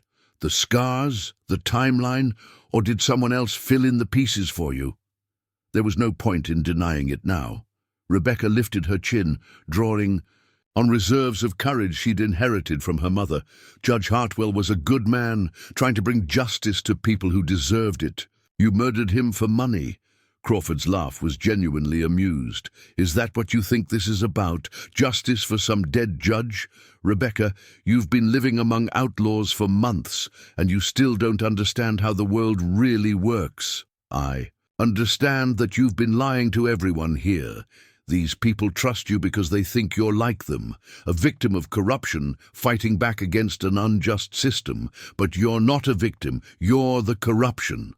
"I'm a survivor," Crawford corrected. "Judge Hartwell wasn't some noble crusader, Rebecca. He was a political idealist who thought he could change a system that's been corrupt since the day it was founded. I didn't kill him for money. I killed him because he was going to destroy something that worked." Worked for who? The criminals, stealing land from homesteaders, the officials taking bribes while people starve. Worked for everyone who was smart enough to play the game instead of trying to change the rules. Crawford's voice carried a note of genuine conviction that was somehow more chilling than cold calculation. The territorial system wasn't perfect, but it was stable. It provided opportunities for people who understood how to navigate it. Hartwell wanted to tear it all down and replace it with some fantasy of perfect justice. Rebecca stared at him, in disbelief. You actually believe that. You think you were protecting something valuable. I was protecting something functional. Do you know what happened after Hartwell's investigation died with him? The territorial corruption continued, but it became more subtle, more careful. The officials got better at hiding their activities, and the bribes got smaller and more widely distributed. More people benefited, even if the benefits were smaller. And the homesteaders who lost their land? The families who were displaced? What about them? Crawford shrugged. Casualties of progress. There are always casualties, Rebecca. The question is whether you're smart enough to make sure you're not one of them. A commotion outside interrupted their conversation. Through the window, Rebecca could see Catherine Brennan being escorted toward the main hall by two of Crawford's most loyal men. Behind her came Dr. Webb and Samuel Martinez, both with their hands bound and weapons drawn on them. "What are you doing to them?" Rebecca demanded. "Preventing a mutiny," Crawford replied matter-of-factly. "Did you really think I wouldn't notice you building a resistance movement in my own camp? I've been watching you for weeks, Rebecca, cataloguing every conversation, every meaningful look, every moment of growing solidarity between you and your fellow conspirators." The full scope of Crawford's manipulation hit Rebecca like a physical blow. He'd known about their plans from the beginning, had probably orchestrated events to draw them into the open, where he could deal with them all at once. "The train robbery," she said, understanding flooding through her. "You're not going." "Oh, I'm going, but not today, and not with the team I originally selected. You see, I need to clean the house first. Remove the elements that threaten the stability of my operation." His smile was sharp as a blade. "Starting with my unfaithful wife." Crawford gestured toward the door with his pistol. "Shall we join your friends? I think it's time for a community meeting." They walked to the main hall under armed guard, where Rebecca found the entire camp assembled. But the usual camaraderie was gone, replaced by fear and confusion. Armed men loyal to Crawford stood at strategic positions around the room, while those Rebecca had hoped to recruit as allies sat together under heavy guard. Thomas Weatherby caught Rebecca's eye from across the room, his weathered face grim with understanding. Beside him, Ellen Foster held her youngest child close, tears streaming down her cheeks. These people had built something they thought was safe and just, only to discover it was founded on the very corruption that had destroyed their previous lives. Crawford took his position at the front of the room, his commanding presence filling the space. When he spoke, his voice carried the authority of a man accustomed to absolute obedience. "Friends," he began, "we have a problem, a cancer that's been growing in our community, people who've forgotten the loyalty that keeps us all alive, who've been spreading lies and discord that threaten everything we've built here." Murmurs rippled through the crowd, some confused, others angry. Rebecca could see the camp dividing before her eyes, those who remained loyal to Crawford because they feared him, and those who were beginning to understand the scope of his deception. "My wife," Crawford continued, his voice dripping with false sadness, "has been telling stories about my past, stories designed to turn you against the leadership that's kept you safe and prosperous for years. She claims, I'm not the man you think I am, that I've lied about who I am and why I'm here. Haven't you?" Catherine Brennan called out from her position under guard. "Haven't you been lying to all of us?" Crawford's mask slipped for just a moment, revealing the cold killer underneath. "I've been protecting you from truths you weren't ready to handle. But since Rebecca has forced the issue, let me share some facts with you." What followed was a masterpiece of manipulation that showed Crawford's true genius for controlling people. He didn't deny being Marcus Dalton. Instead, he reframed his past as necessary pragmatism in a corrupt world. "Yes, I worked within the territorial system," he admitted. "Yes, I took actions that some might consider morally questionable, but everything I did was in service of creating something better.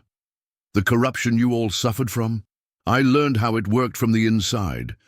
The officials who destroyed your lives, I studied their methods so I could build something that would protect you from them. Several people in the crowd were nodding, wanting to believe that their leader hadn't betrayed their trust. Judge Hartwell, Crawford continued, was going to destroy the very system I was learning to manipulate. His investigation would have created chaos, not justice. In that chaos, people like you would have suffered even more, while the truly powerful found new ways to exploit the confusion. So you murdered him, Samuel Martinez said, his voice carrying across the room with military authority. You killed a man who was trying to help people like us. I made a strategic decision to preserve stability over chaos, Crawford replied coolly. Just like I'm making a strategic decision now to preserve this community over the cancer that's trying to destroy it. Rebecca realized with growing horror that Crawford was actually winning the argument. His reframing of murder as pragmatism, of corruption as realism, was resonating with people who'd been hurt too many times to believe in idealistic solutions. But then Dr. Webb spoke up, his voice shaking with emotion. You're the man who came to my clinic that night, the man I treated for a gunshot wound after Hartwell's murder. You threatened to burn down my clinic if I told anyone. The room went silent. This wasn't a philosophical debate about corruption and pragmatism. This was personal testimony from a man they all trusted. You destroyed my life, Webb continued, finding strength in truth.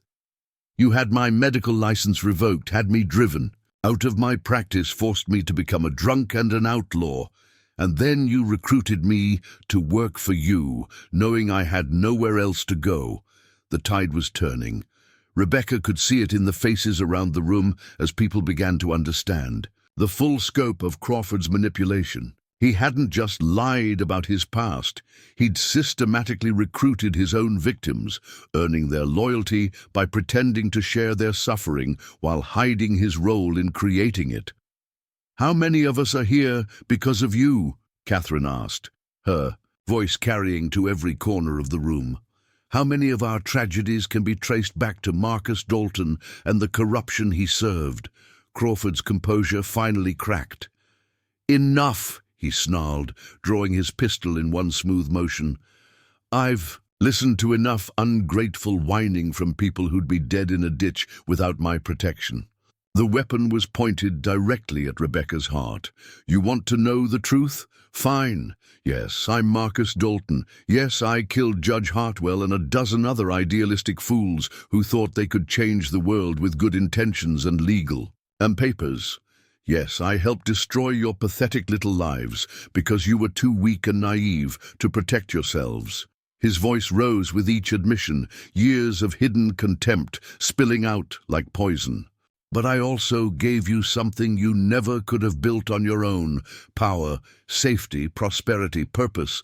I turned a collection of broken victims into a force that makes the territorial government nervous.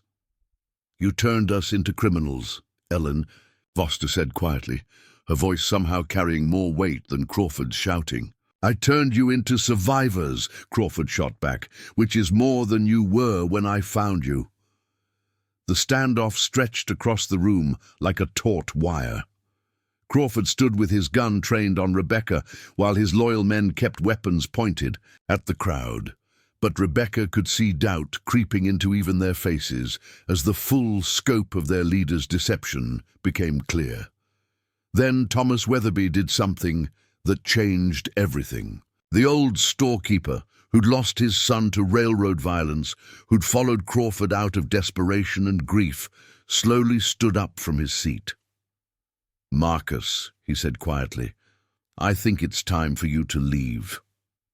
It was a simple statement, delivered, without drama or threats, but it carried the weight of moral authority that Crawford had never possessed and could never understand. One by one, other people began to stand. Dr. Webb, Catherine Brennan, Ellen Foster, even some of Crawford's former supporters. Sit down, Crawford snarled, swinging his pistol toward Weatherby. All of you, sit down now, or I'll... He never finished the sentence. Samuel Martinez moved with the lightning reflexes of a trained soldier, tackling Crawford from behind while the outlaw leader was distracted by the crowd. The two men went down in a tangle of arms and legs, wrestling for control of the weapon. The shot that followed echoed through the hall like thunder, and for a moment, nobody moved. Then Samuel rolled away, clutching his shoulder where Crawford's bullet had grazed him. Crawford struggled to his feet, bleeding from a cut on his forehead but still holding his gun. "Does anyone else want to be a hero?" he panted, scanning the room for threats. But his loyal gunmen were hesitating, uncertain whether their allegiance lay with the man who paid them or the community they'd become part of. That hesitation was all the opening Rebecca needed. While Crawford was focused on the crowd, she grabbed the heavy brass candlestick from the table beside her and brought it down on his wrist with all her strength. Crawford's gun flew across the room, and suddenly the balance of power shifted completely. The man who'd ruled through fear and deception found himself surrounded by people who no longer believed in his authority. "It's over, Marcus," Rebecca said, standing over the man who'd controlled her life for months.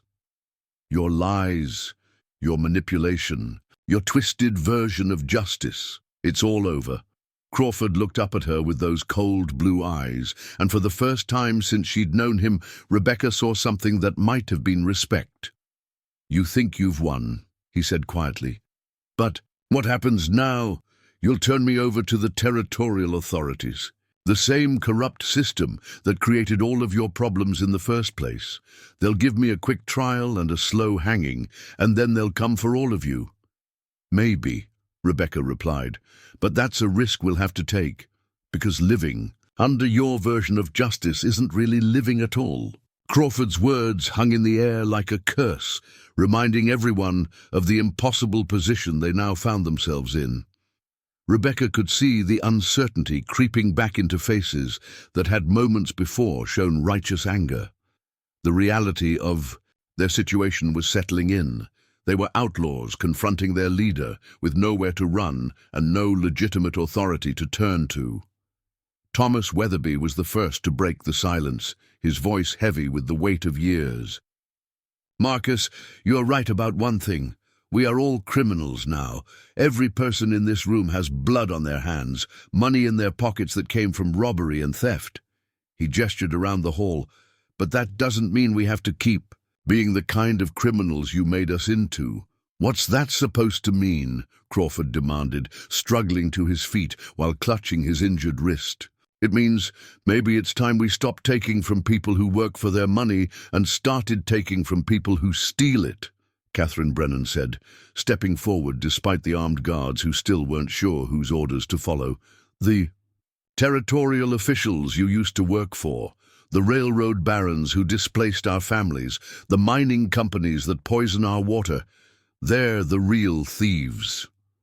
A murmur of agreement rippled through the crowd, and Rebecca realized she was witnessing something remarkable. Instead of simply rejecting Crawford's leadership, these people were imagining a different kind of outlaw life, one that targeted actual oppressors rather than innocent victims.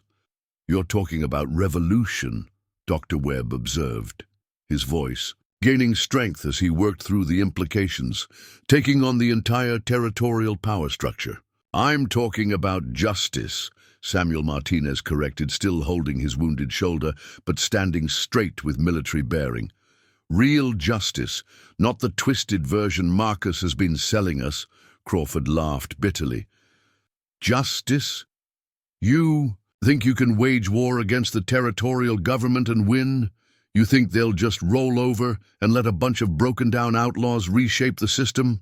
"Maybe not," Rebecca said, feeling a clarity she hadn't experienced since her mother's death. "But we can make it cost them more than they're willing to pay. We can make corruption expensive and dangerous instead of profitable and safe." The conversation was interrupted by the arrival of young Billy Martinez, Samuel's nephew, who served as one of the camp's lookouts. The boy burst into the hall, his face flushed with excitement and fear. "Uncle Samuel, Riders coming up the canyon trail. Looks like federal marshals, maybe a dozen of them. The room erupted in chaos. Some people reached for weapons, while others looked for escape routes. Children began crying as their mothers gathered them close. The careful moral discussion they'd been having was suddenly replaced by the immediate need for survival. Crawford's laugh cut through the noise like a knife. "Looks like justice has come calling whether you want it or not," he said, with vicious satisfaction. "I sent word to the territorial marshal 3 days ago, told him I had information about federal crimes that might interest him." Rebecca felt the blood drain from her face. "You betrayed your own people." "I protected my investment," Crawford corrected. "Did you really think I'd let you destroy everything I've built here without having a backup plan? The marshal thinks he's coming to arrest a group of train robbers. I'll be very surprised if anyone except me survives the encounter." The full scope of Crawford's contingency planning hit the room like a thunderbolt. He'd been prepared to sacrifice everyone in the camp to maintain his own freedom and power. Even his most loyal followers were looking at him with horror and disgust. "How long do we have?" Samuel asked his nephew, shifting immediately into tactical mode despite his injury. "Maybe 20 minutes before they reach the camp proper," Billy replied. "They're coming slow, being careful about ambushes." 20 minutes to decide our fate," Thomas Weatherby said grimly. "Do we fight, run, or surrender?" "We can't run," Catherine pointed out. "Too many children, too much gear to abandon, and the canyon only has one way out. They'd cut us down in the passage." "Surrender means hanging for most of us," Dr. Webb added. "The territorial government doesn't show mercy to outlaws, especially ones who know as much as we do about their corruption." "Then we fight," Samuel said simply. "We make our stand here in the place we've called home." But Rebecca was thinking beyond the immediate crisis, her mind racing through possibilities that went beyond simple survival. "What if there was a fourth option?" she said slowly. "What if we gave the marshals exactly what they came for?" Everyone turned to look at her, confusion and hope warring on their faces. "Marcus Dalton is a wanted man," Rebecca continued, her voice growing stronger with conviction. "He murdered a federal judge, participated in territorial corruption, and just admitted to betraying his own people to law enforcement. What if we turned him over to the marshals, along with evidence of his crimes?" Crawford's face went white. "You wouldn't dare." "Wouldn't I?" Rebecca stepped closer, drawing strength from the support she could feel from the community around her. "You've spent months teaching me about pragmatism over idealism, about making strategic decisions for the greater good. Well, here's a strategic decision. Your life in exchange for the lives of everyone else in this camp. The marshals won't." "Just take me and leave," Crawford protested. "They'll want to arrest the whole gang." "Not if we give them something bigger," Catherine said, understanding dawning in her green eyes. "Not if we give them evidence of the territorial corruption that created all of this in the first place." The idea was audacious and desperate, but it just might work. Instead of being captured criminals, they could present themselves as victims of a corrupt system who'd finally found the courage to seek justice through legitimate channels. "Marcus has been keeping records," Dr. Webb said excitedly. "I've seen his office. He's got documents, correspondence, financial records going back years, evidence of bribes, land theft, murder for hire, evidence that implicates him but exonerates us," Samuel added, catching on to the plan. "We were his victims before we were his followers. With the right presentation, we might be able to claim we were gathering evidence for the authorities all along." It was a long shot, requiring them to convince federal marshals that a camp full of known criminals were actually undercover informants. But given the alternatives, death in a shootout or mass execution after a show trial, it was worth attempting.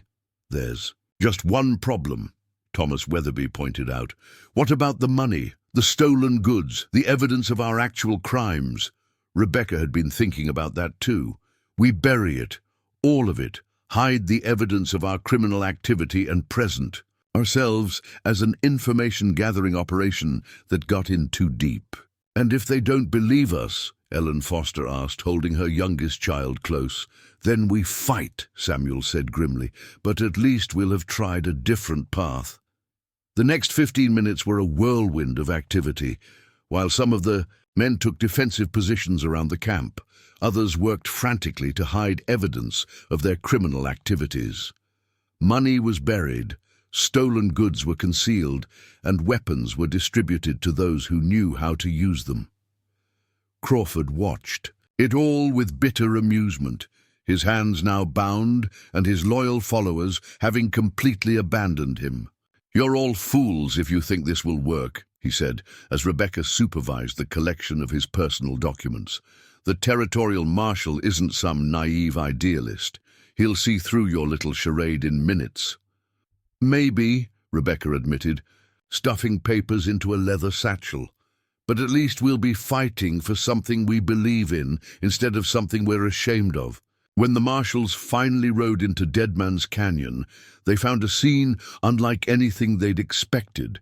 Instead of desperate outlaws preparing for a final shootout, they encountered a community that seemed almost eager for their arrival. White flags flew from several buildings, and a delegation led by Rebecca Turner Crawford waited to greet them in the main street. The lead marshal was a weathered man named William Harrison, whose reputation for fairness was matched only by his reputation for ruthlessness with those who crossed him. He sat his horse with easy confidence, his badge catching the afternoon sunlight as he surveyed the unusual welcome. "Mrs. Crawford, I presume," he said, tipping his hat to Rebecca. "We've had some interesting reports about activities in this area." "Marshal Harrison," Rebecca replied, her voice steady despite the hammering of her heart. "We've been expecting you. In fact, we've been hoping for this opportunity for quite some time." Harrison's eyebrows rose. "Is that so? And why might that be?" Rebecca took a deep breath, knowing that the next few minutes would determine the fate of everyone in the canyon. "Because we have information about territorial corruption that goes to the highest levels of government. Information that a federal judge died trying to uncover." For the next hour, Rebecca and the other camp leaders laid out their case to Marshal Harrison and his men. They presented themselves as victims of territorial corruption who'd been forced into criminal activity for survival, then recruited by Marcus Dalton for what they'd believed was a justified campaign against their oppressors. The evidence they provided was damning: records of bribes, land theft, murder for hire, and systematic abuse of power that stretched back years. Crawford had kept meticulous records, partly from habit and partly as insurance against his former associates. Now those same records became the foundation for the camp's bid for clemency. "If this information is accurate," Harrison said slowly, studying the documents spread across Thomas Weatherby's store counter, "then we're looking at a criminal conspiracy that reaches into the territorial governor's office itself." "It is accurate," Catherine Brennan said firmly. "Every document, every name, every date. We've been living with the consequences of this corruption for years." Harrison turned his attention to Crawford, who sat bound and sullen under guard. "Marcus Dalton, you're under arrest for the murder of federal judge William Hartwell, among other charges. Do you have anything to say in your defense?" Crawford's laugh was bitter and defeated. "Defense? Marshal, these people have just handed you the biggest political scandal in territorial history, and you're worried about my defense. I'm a dead man, whether I talk or stay silent." "That may be true," Harrison agreed, "but cooperation might influence whether others share your fate." The negotiation that followed was complex and delicate. Harrison was clearly intrigued by the scope of the corruption evidence, but he was also dealing with a camp full of admitted criminals. The solution they eventually reached satisfied no one completely, but offered everyone a chance at redemption.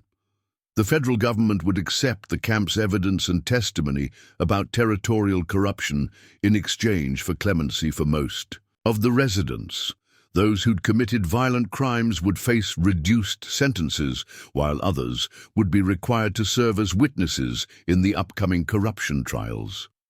Crawford would hang for murder, but his death would serve to close the book on Marcus Dalton, while allowing Daniel Crawford's victims to start new lives.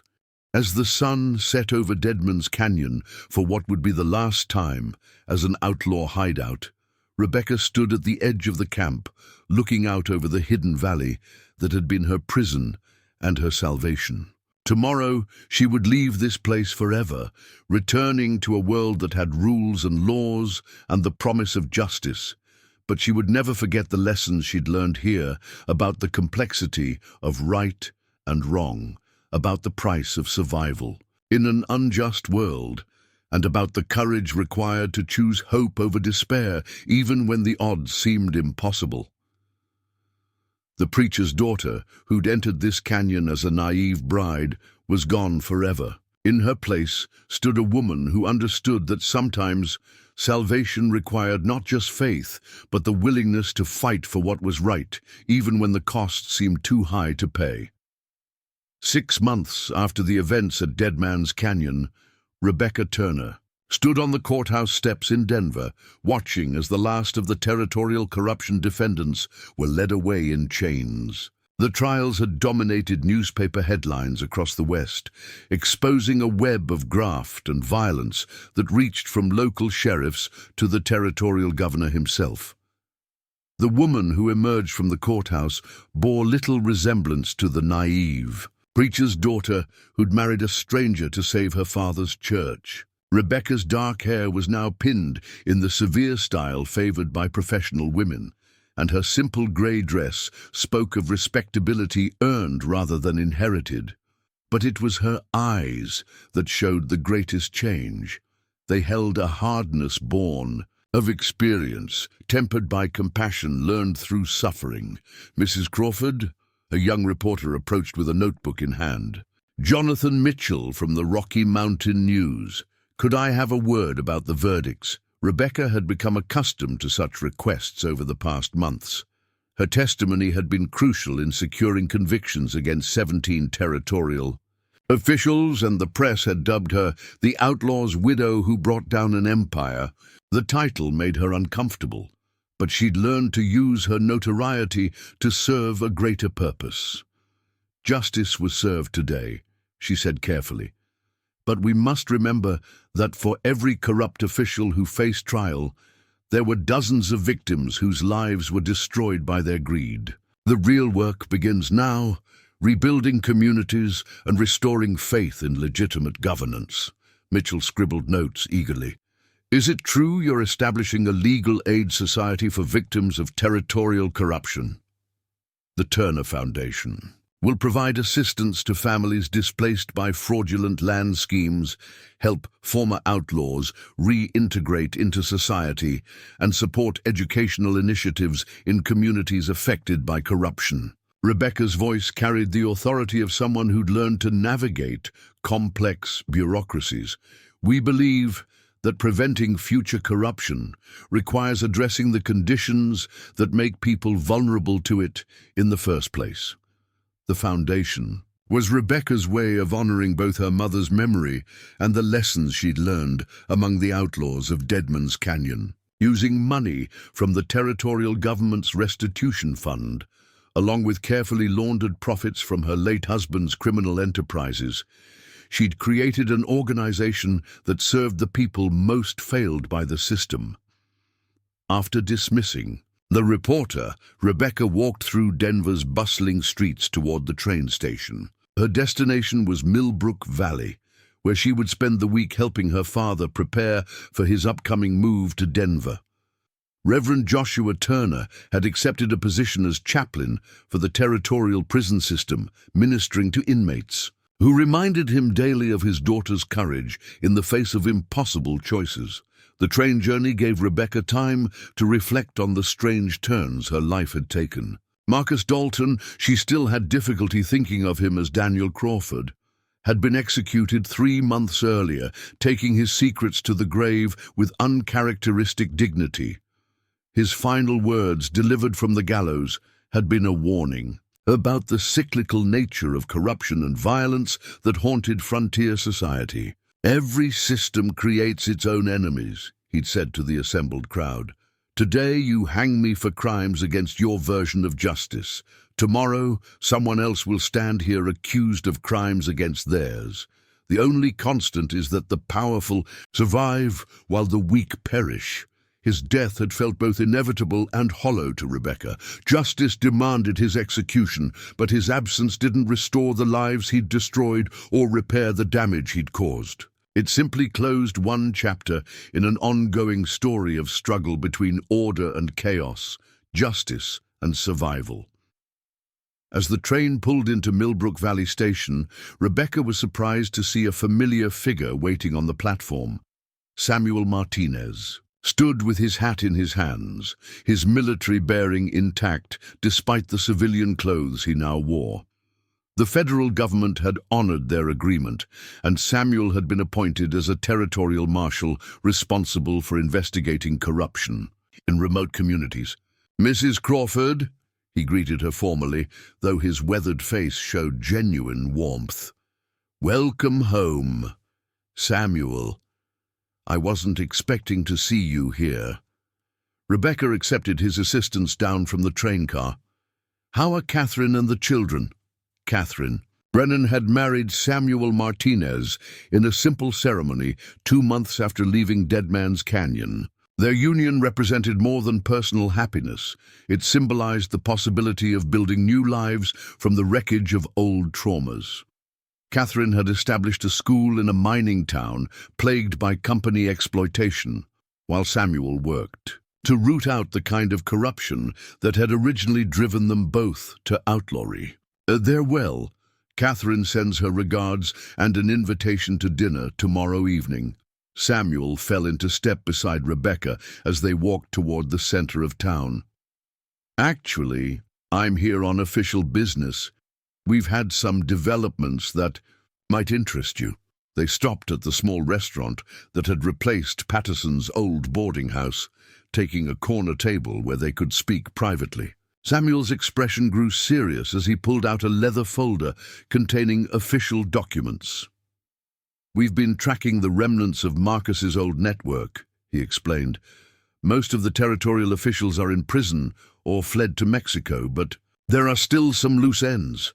People who worked with him before he became Daniel Crawford, criminals who profited from the corruption he helped orchestrate." Rebecca studied the papers he spread before her. Names, dates, locations. A map of criminal activity that extended far beyond what they'd uncovered during the trials. "There's a man named William Garrison who's been operating in the California territories," Samuel continued. "Mining claims, railroad contracts, land speculation. His methods match patterns we've seen from Marcus's old associates." The name hit Rebecca like a physical blow. Bartholomew Garrison's brother. "You know him?" Rebecca's mind raced back to that evening when she'd first approached Garrison about arranging her marriage, when she'd been so desperate to save her father's church, that she'd been willing to sell herself to a stranger. How naive she'd been, how little she'd understood about the web of corruption that had already ensnared her family. "Bartholomew Garrison held the loan on my father's church," she said slowly. "He's the one who arranged my marriage to Marcus. Said he knew someone suitable, someone who valued discretion and respectability." Samuel's expression darkened. "Then he was part of the conspiracy from the beginning. Marcus didn't just randomly target your family.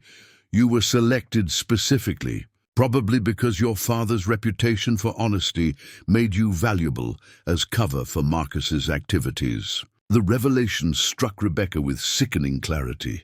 Her sacrifice, her marriage, her entire ordeal, none of it had been the result of desperate circumstances and bad luck.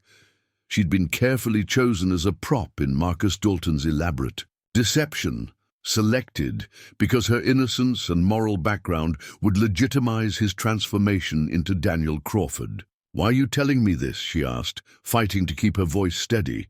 because William Garrison is currently in San Francisco and he's using the same methods his brother used, targeting vulnerable families, offering solutions that create new problems, building a network of unwilling accomplices.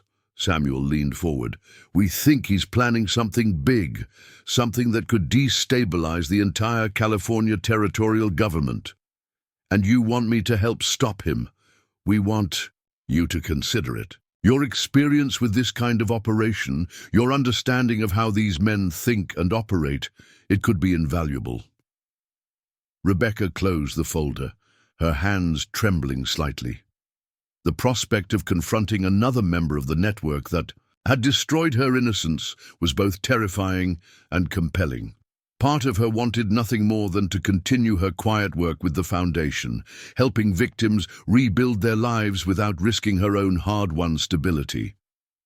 But another part, the part forged in the crucible of Dead Man's Canyon, recognized the opportunity to prevent other families from suffering as hers had. What exactly are you proposing? A joint operation between federal marshals and your foundation. On the surface, you'd be investigating reports of corruption affecting charitable organizations in California. In reality, you'd be gathering evidence against Garrison and his associates.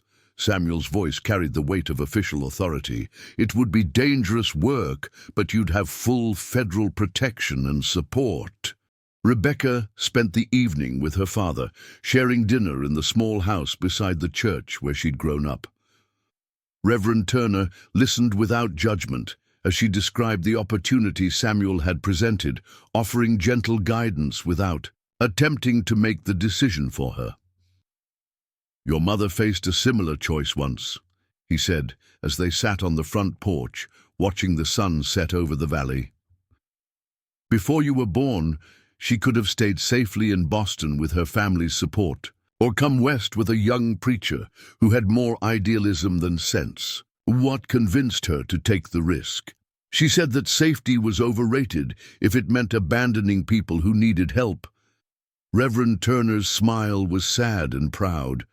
She believed that God gives us strength, not so we can hide from danger, but so we can stand against it when others cannot.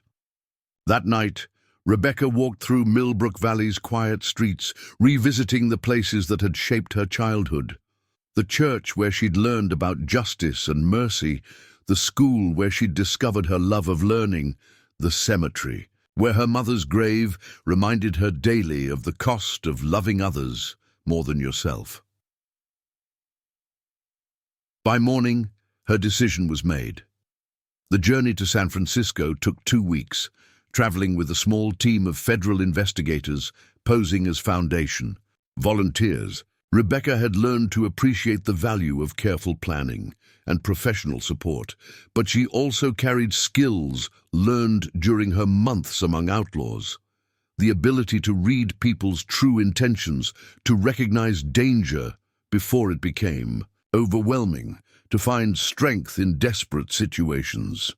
San Francisco in 1877 was a city of dramatic contrasts, where immense wealth existed alongside grinding poverty, where legitimate businesses operated next to criminal enterprises with little distinction between them. William Garrison had established himself as a prominent civic leader, using charity work and political connections to build the kind of respectable facade his brother had created in the territories.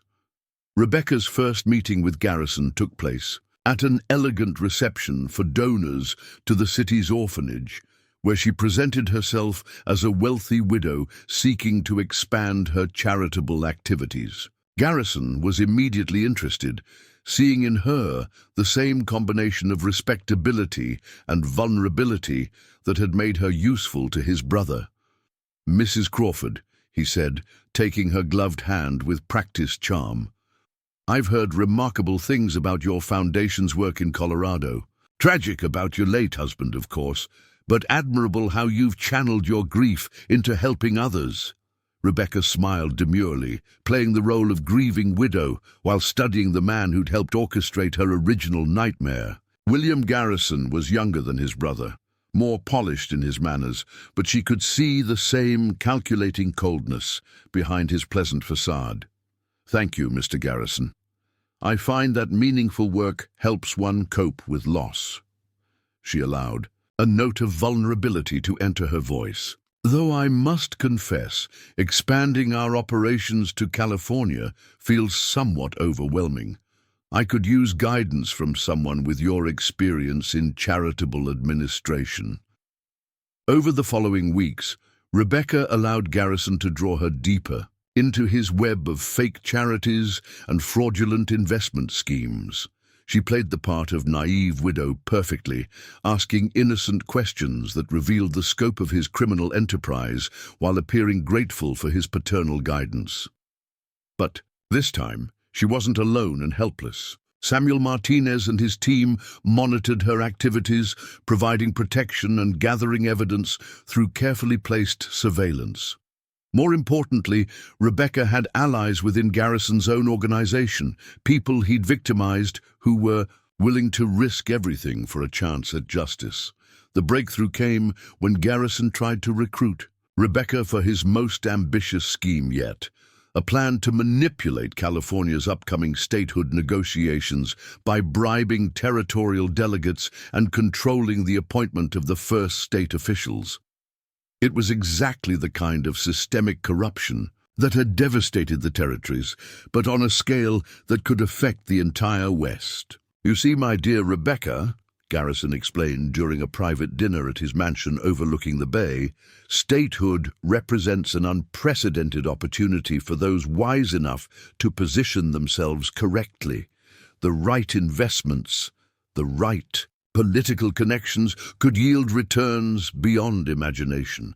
"It sounds quite complex," Rebecca replied, maintaining her mask of innocent confusion. "Surely such important matters should be left to legitimate political leaders." Garrison's laugh was indulgent and condescending. "Legitimate political leaders, dear lady, are simply criminals who've learned to hide their activities behind legal facades. The difference between a corrupt politician and an honest businessman is often nothing more than the quality of their lawyers."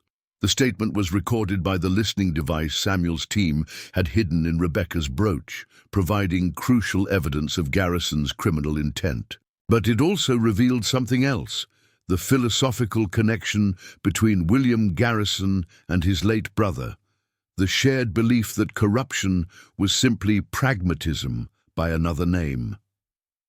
The operation's climax came during a gathering of Garrison's key associates, where Rebecca was to be formally inducted into the inner circle of his conspiracy. Instead, federal marshals surrounded the building while Rebecca identified each participant and their role in the criminal enterprise. William Garrison's arrest was swift and efficient, but his reaction was far different from his brother's defiant acceptance. As the marshals led him away in chains, he turned to Rebecca with genuine puzzlement. "Why?" he asked simply. "You could have been wealthy beyond measure, protected from the uncertainties that plague common people.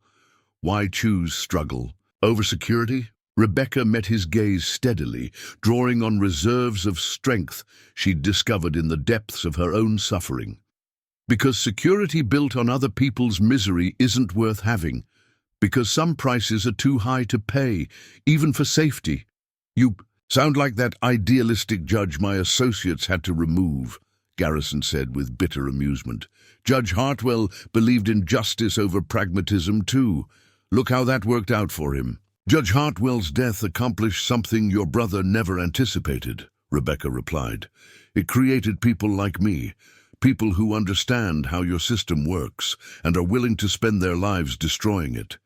As Garrison was taken away, Rebecca felt a weight lifting from her shoulders that she'd carried since that first desperate evening when she'd walked up the hill to his brother's mansion. The circle was finally closed, the network that had destroyed so many lives was broken, and the victims could begin the long process of healing. But she also knew that Garrison was right about one thing. There would always be others ready to fill the vacuum left by fallen criminals. The fight for justice was never truly finished, only temporarily won. Standing on the dock in San Francisco Bay, watching the sun set over the Pacific Ocean, Rebecca Turner Crawford made peace with the woman she'd become. She was no longer the innocent preacher's daughter who'd believed the world was divided into clear categories of good and evil. Nor was she the helpless victim who'd been trapped by circumstances beyond her control. She was something new, a person who'd learned to navigate the grey areas between justice and vengeance, who could work within corrupt systems to change them, who could use the skills learned among criminals to protect the innocent. She'd paid a terrible price for this transformation, but she'd also gained something precious, the knowledge that redemption was possible even in the darkest circumstances. 2 years later, Rebecca Turner stood once again on a church altar, but this time as an equal partner rather than a desperate sacrifice. Her second marriage was to Dr. Marcus Webb, who'd overcome his drinking problem and established a medical practice serving former outlaws and other outcasts. Their union was built on shared experience, mutual respect, and the understanding that love could flourish even in soil poisoned by past trauma. The wedding took place in her father's new church in Denver, with many of the former residents of Deadman's Canyon in attendance. Catherine and Samuel Martinez served as witnesses, their own children playing with the orphans the Turner Foundation had helped place in loving homes. It was a gathering of people who'd learned that families could be chosen as well as inherited, that communities could be built on shared values rather than shared blood. As Rebecca spoke her vows for the second time, she thought about the long journey that had brought her to this moment. The naive girl who'd married Marcus Dalton was gone forever, but in her place stood a woman who understood that real strength came not from avoiding difficult choices, but from making them with full knowledge of their cost. As Rebecca spoke her vows for the second time, she thought about the long journey that had brought her to this moment. The naive girl who'd married Marcus Dalton was gone forever, but in her place stood a woman who understood that real strength came not from avoiding difficult choices, but from making them with full knowledge of their cost. The reception that followed was unlike any social gathering Denver society had ever witnessed. Former outlaws mingled with federal marshals, reformed criminals shared stories with territorial judges, and children who'd grown up in Deadman's Canyon played games. With the orphans, Rebecca's foundation had rescued from the streets of San Francisco. Ellen Foster, now remarried to an honest shopkeeper and expecting her fourth child, approached Rebecca during the dancing. "I wanted to thank you," she said, her eyes bright with tears of joy.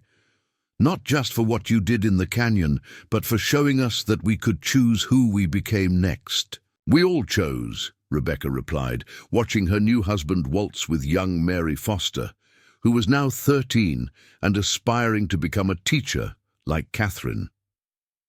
"You chose courage over despair, hope over bitterness. I just helped provide the opportunity." Thomas Weatherby, his hair now completely white, but his back still straight with dignity, raised a toast that silenced the entire gathering. "To Rebecca Turner Crawford Webb," he began, his voice carrying the weight of shared experience, "who taught us that justice isn't something we wait for, it's something we create." The applause that followed was thunderous, but Rebecca found herself thinking beyond the celebration to the work that still lay ahead. The Turner Foundation had expanded rapidly, establishing offices in 7 territories and helping hundreds of families rebuild their lives. But for every success story, there were dozens more victims of corruption and violence who still needed assistance. Dr. Webb understood her restless spirit better than anyone. During their honeymoon trip to the California coast, as they walked along the cliffs overlooking the Pacific, he broached the subject that had been on both their minds. "You've been thinking about the letter from Texas," he said, not making it a question. Rebecca nodded, pulling her shawl closer against the ocean breeze. The letter had arrived 3 days before their wedding, from a group of Mexican-American farmers whose land had been stolen through fraudulent legal proceedings. Their plea for help bore the same desperate tone she remembered from her own father's situation years earlier. "There are patterns emerging," she said quietly. "Not just isolated cases of corruption, but systematic operations designed to displace entire communities. The methods are getting more sophisticated, the networks more organized, and you feel responsible for stopping it. I feel capable of stopping it. There's a difference." Rebecca turned to face her husband, seeing understanding rather than opposition in his gentle eyes. "Marcus, I can't build a normal life while knowing that other families are suffering the way mine did. The skills I learned, the connections I've made, the resources at my disposal, they were all bought with blood and pain. I have an obligation to use them." Dr. Webb took her hands in his, calloused from years of medical work but gentle in their touch. "Then we use them together. Your foundation needs a medical director for its field operations anyway, and I suspect Texas could use a doctor who understands how to treat more than just physical wounds." The decision to expand their work into Texas marked the beginning of a new chapter in their fight against corruption. Over the next 5 years, Rebecca and Marcus Webb crisscrossed the Southwest, establishing networks of legal aid, medical assistance, and educational programs in communities devastated by systematic fraud and violence. Their methods evolved with each operation. Rebecca learned to use her reputation as the outlaw's widow to open doors that might otherwise remain closed, while Marcus provided medical cover for investigations that might otherwise draw unwanted attention. They recruited former outlaws as investigators, reformed criminals as administrators, and victims of corruption as advocates for change. The work was dangerous. Rebecca survived 2 assassination attempts, one by a disgruntled land speculator in El Paso, another by corrupt railroad officials in San Antonio. Marcus nearly died from poisoning after treating a witness who'd been targeted for testifying against a ring of cattle thieves operating across the Texas-Mexico border. But they also achieved remarkable successes. The Henderson land fraud case resulted in the restoration of 40,000 acres to Mexican-American families who'd been illegally dispossessed. The Trinity River mining scandal exposed a network of corruption that reached into the Texas legislature itself, leading to the resignation of 2 state senators and the prosecution of dozens of corporate executives. Perhaps most importantly, they inspired others to take up the fight. Former victims became advocates, honest lawmen found courage to challenge corrupt colleagues, and communities learned to organize themselves for mutual protection against exploitation. Rebecca's reputation grew beyond the Southwest. Newspapers across the country carried stories of her investigations, and politicians began seeking her endorsement for anti-corruption legislation. She was invited to speak before Congress about territorial reform, and her testimony helped shape federal laws designed to prevent the kind of systematic abuse that had devastated so many frontier communities. But success brought new challenges. As Rebecca's public profile increased, so did the sophistication of those who opposed her work. Instead of crude assassination attempts, she faced character assassination campaigns designed to undermine her credibility. Political opponents spread rumors about her past, questioning her moral authority to lead reform efforts. The attacks reached their peak during the Arizona Territory investigation, when corrupt territorial officials hired private detectives to dig up every detail of Rebecca's time at Dead Man's Canyon. Newspapers friendly to corporate interests published sensationalized accounts of her marriage to Marcus Dalton, portraying her as a criminal's accomplice rather than a victim of deception. Former outlaw Queen leads crusade against law and order, read one particularly vicious headline in the Phoenix Territorial Tribune. The accompanying article painted Rebecca as a hypocrite who condemned others for crimes she'd once participated in herself. The personal toll was devastating. Rebecca found herself reliving the trauma of her first marriage, forced to defend choices she'd made under impossible circumstances. Public speaking engagements were cancelled, political allies distanced themselves, and funding for the foundation's work dried up as donors worried about associating with controversy. It was during this darkest period that Rebecca received an unexpected visitor at the foundation's Denver headquarters. Catherine Martinez arrived unannounced on a snowy February morning, carrying a leather satchel and wearing the determined expression Rebecca remembered from their days planning resistance against Crawford's rule. "I've been doing some investigating of my own," Catherine announced, settling into the chair across from Rebecca's desk. "About the people behind these newspaper attacks, the sources of funding for this character assassination campaign." She opened the satchel and spread documents across the desk. Financial records, correspondence, connection charts that mapped a network of corporate interests and political figures united in their opposition to Rebecca's reform efforts. "It's bigger than we thought," Catherine continued. "This isn't just about stopping your current investigations. They're trying to discredit the entire anti-corruption movement by destroying its most visible symbol, you." The evidence was damning and complex. Mining companies, railroad corporations, and land speculation syndicates had pooled resources to fund a coordinated campaign against reform advocates across the West. Rebecca was their primary target, but dozens of other activists, journalists, and honest politicians were also being systematically attacked. "What do you propose we do about it?" Rebecca asked, studying the intricate web of corruption Catherine had uncovered. "We expose them the same way we exposed Marcus Dalton, by turning their own methods against them." Catherine's smile was sharp with anticipation.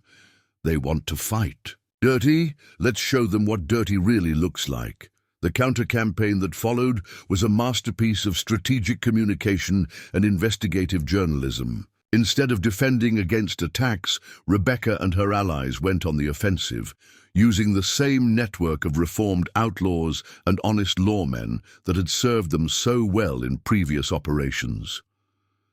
They traced the money behind the smear campaign, identified the corporate executives who'd ordered it, and gathered evidence of the specific crimes these opponents were trying to hide. Most importantly, they recruited sympathetic journalists who were willing to tell the real story behind the character assassination attempts. The breakthrough came when Samuel Martinez, now working as a federal marshal, arrested a private detective who'd been hired to fabricate evidence against Rebecca. Under pressure, the detective revealed the entire scope of the corporate conspiracy, providing documentation that connected the smear campaign to specific criminal activities the corporations were trying to conceal. The resulting exposé, published simultaneously in newspapers across the country, turned the tables completely. "Corporate conspiracy targets, anti-corruption crusader," read the headlines as the public learned about the systematic campaign to destroy Rebecca's reputation. But the most powerful response came from an unexpected source: the communities Rebecca had helped over the years. Letters poured in from Mexican-American farmers in Texas, former outlaws who'd found honest work through foundation programs, families who'd recovered stolen land through Rebecca's investigations. Their testimonials, published in newspapers that had previously attacked her, provided a human face for the abstract concept of corruption fighting. "Mrs. Webb saved our family's ranch and our children's future," wrote Maria Gonzalez from El Paso. "She risked her life to expose the men who stole our land, and she asked for nothing in return except the chance to help others. Anyone who attacks her character is attacking justice itself." The tide of public opinion shifted dramatically. Politicians who distanced themselves during the controversy now sought to associate themselves with Rebecca's work. Funding for the foundation not only returned, but increased substantially as donors demonstrated their support for transparency and accountability. More importantly, the failed attack on Rebecca's reputation had an unintended consequence. It inspired a new generation of reform advocates who saw that corporate power could be challenged successfully. Young lawyers, journalists, and political activists began organizing their own anti-corruption efforts, using the methods and networks Rebecca had pioneered. As Rebecca approached her 40th birthday, she found herself at the center of a movement that had grown far beyond anything she could have imagined during those desperate early days in Millbrook Valley.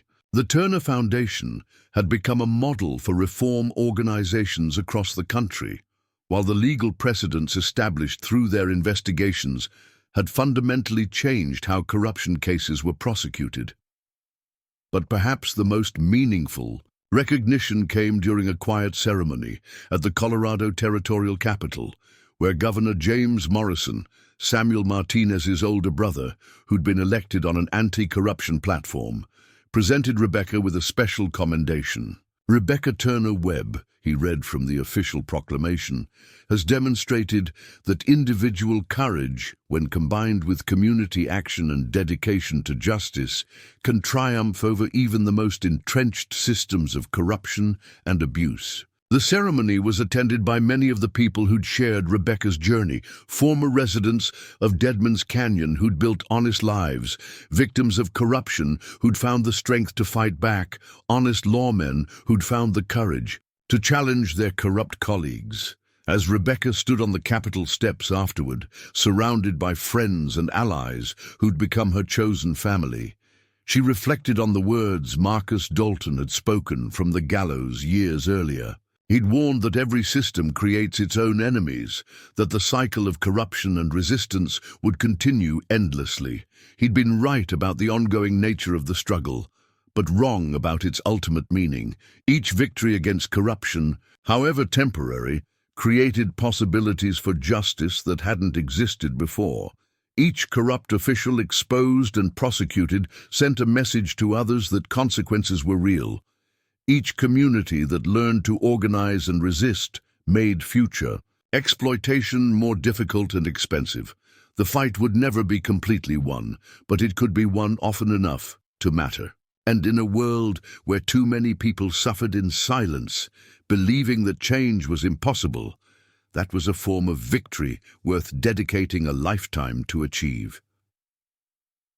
The preacher's daughter had become an outlaw's bride to save her family, and in doing so had discovered that sometimes salvation required not just faith, but the courage to fight for justice in a world that preferred comfortable lies to difficult truths. Her story was ending where it began, with hope for the future and the knowledge that ordinary people, when pushed beyond endurance, could accomplish extraordinary things. The naive girl who'd walked up the hill to Bartholomew Garrison's mansion was gone forever. But in her place stood a woman who'd learned that redemption was always possible, no matter how dark the circumstances or how high the cost. And that, Rebecca realized as she watched the sun set over the Colorado mountains, was the most important lesson of all. Up next, you've got two more standout stories right on your screen. If this one hits the mark, you won't want to pass these up. Just click and check them out. And don't forget to subscribe and turn on the notification bell so you don't miss any upload from us.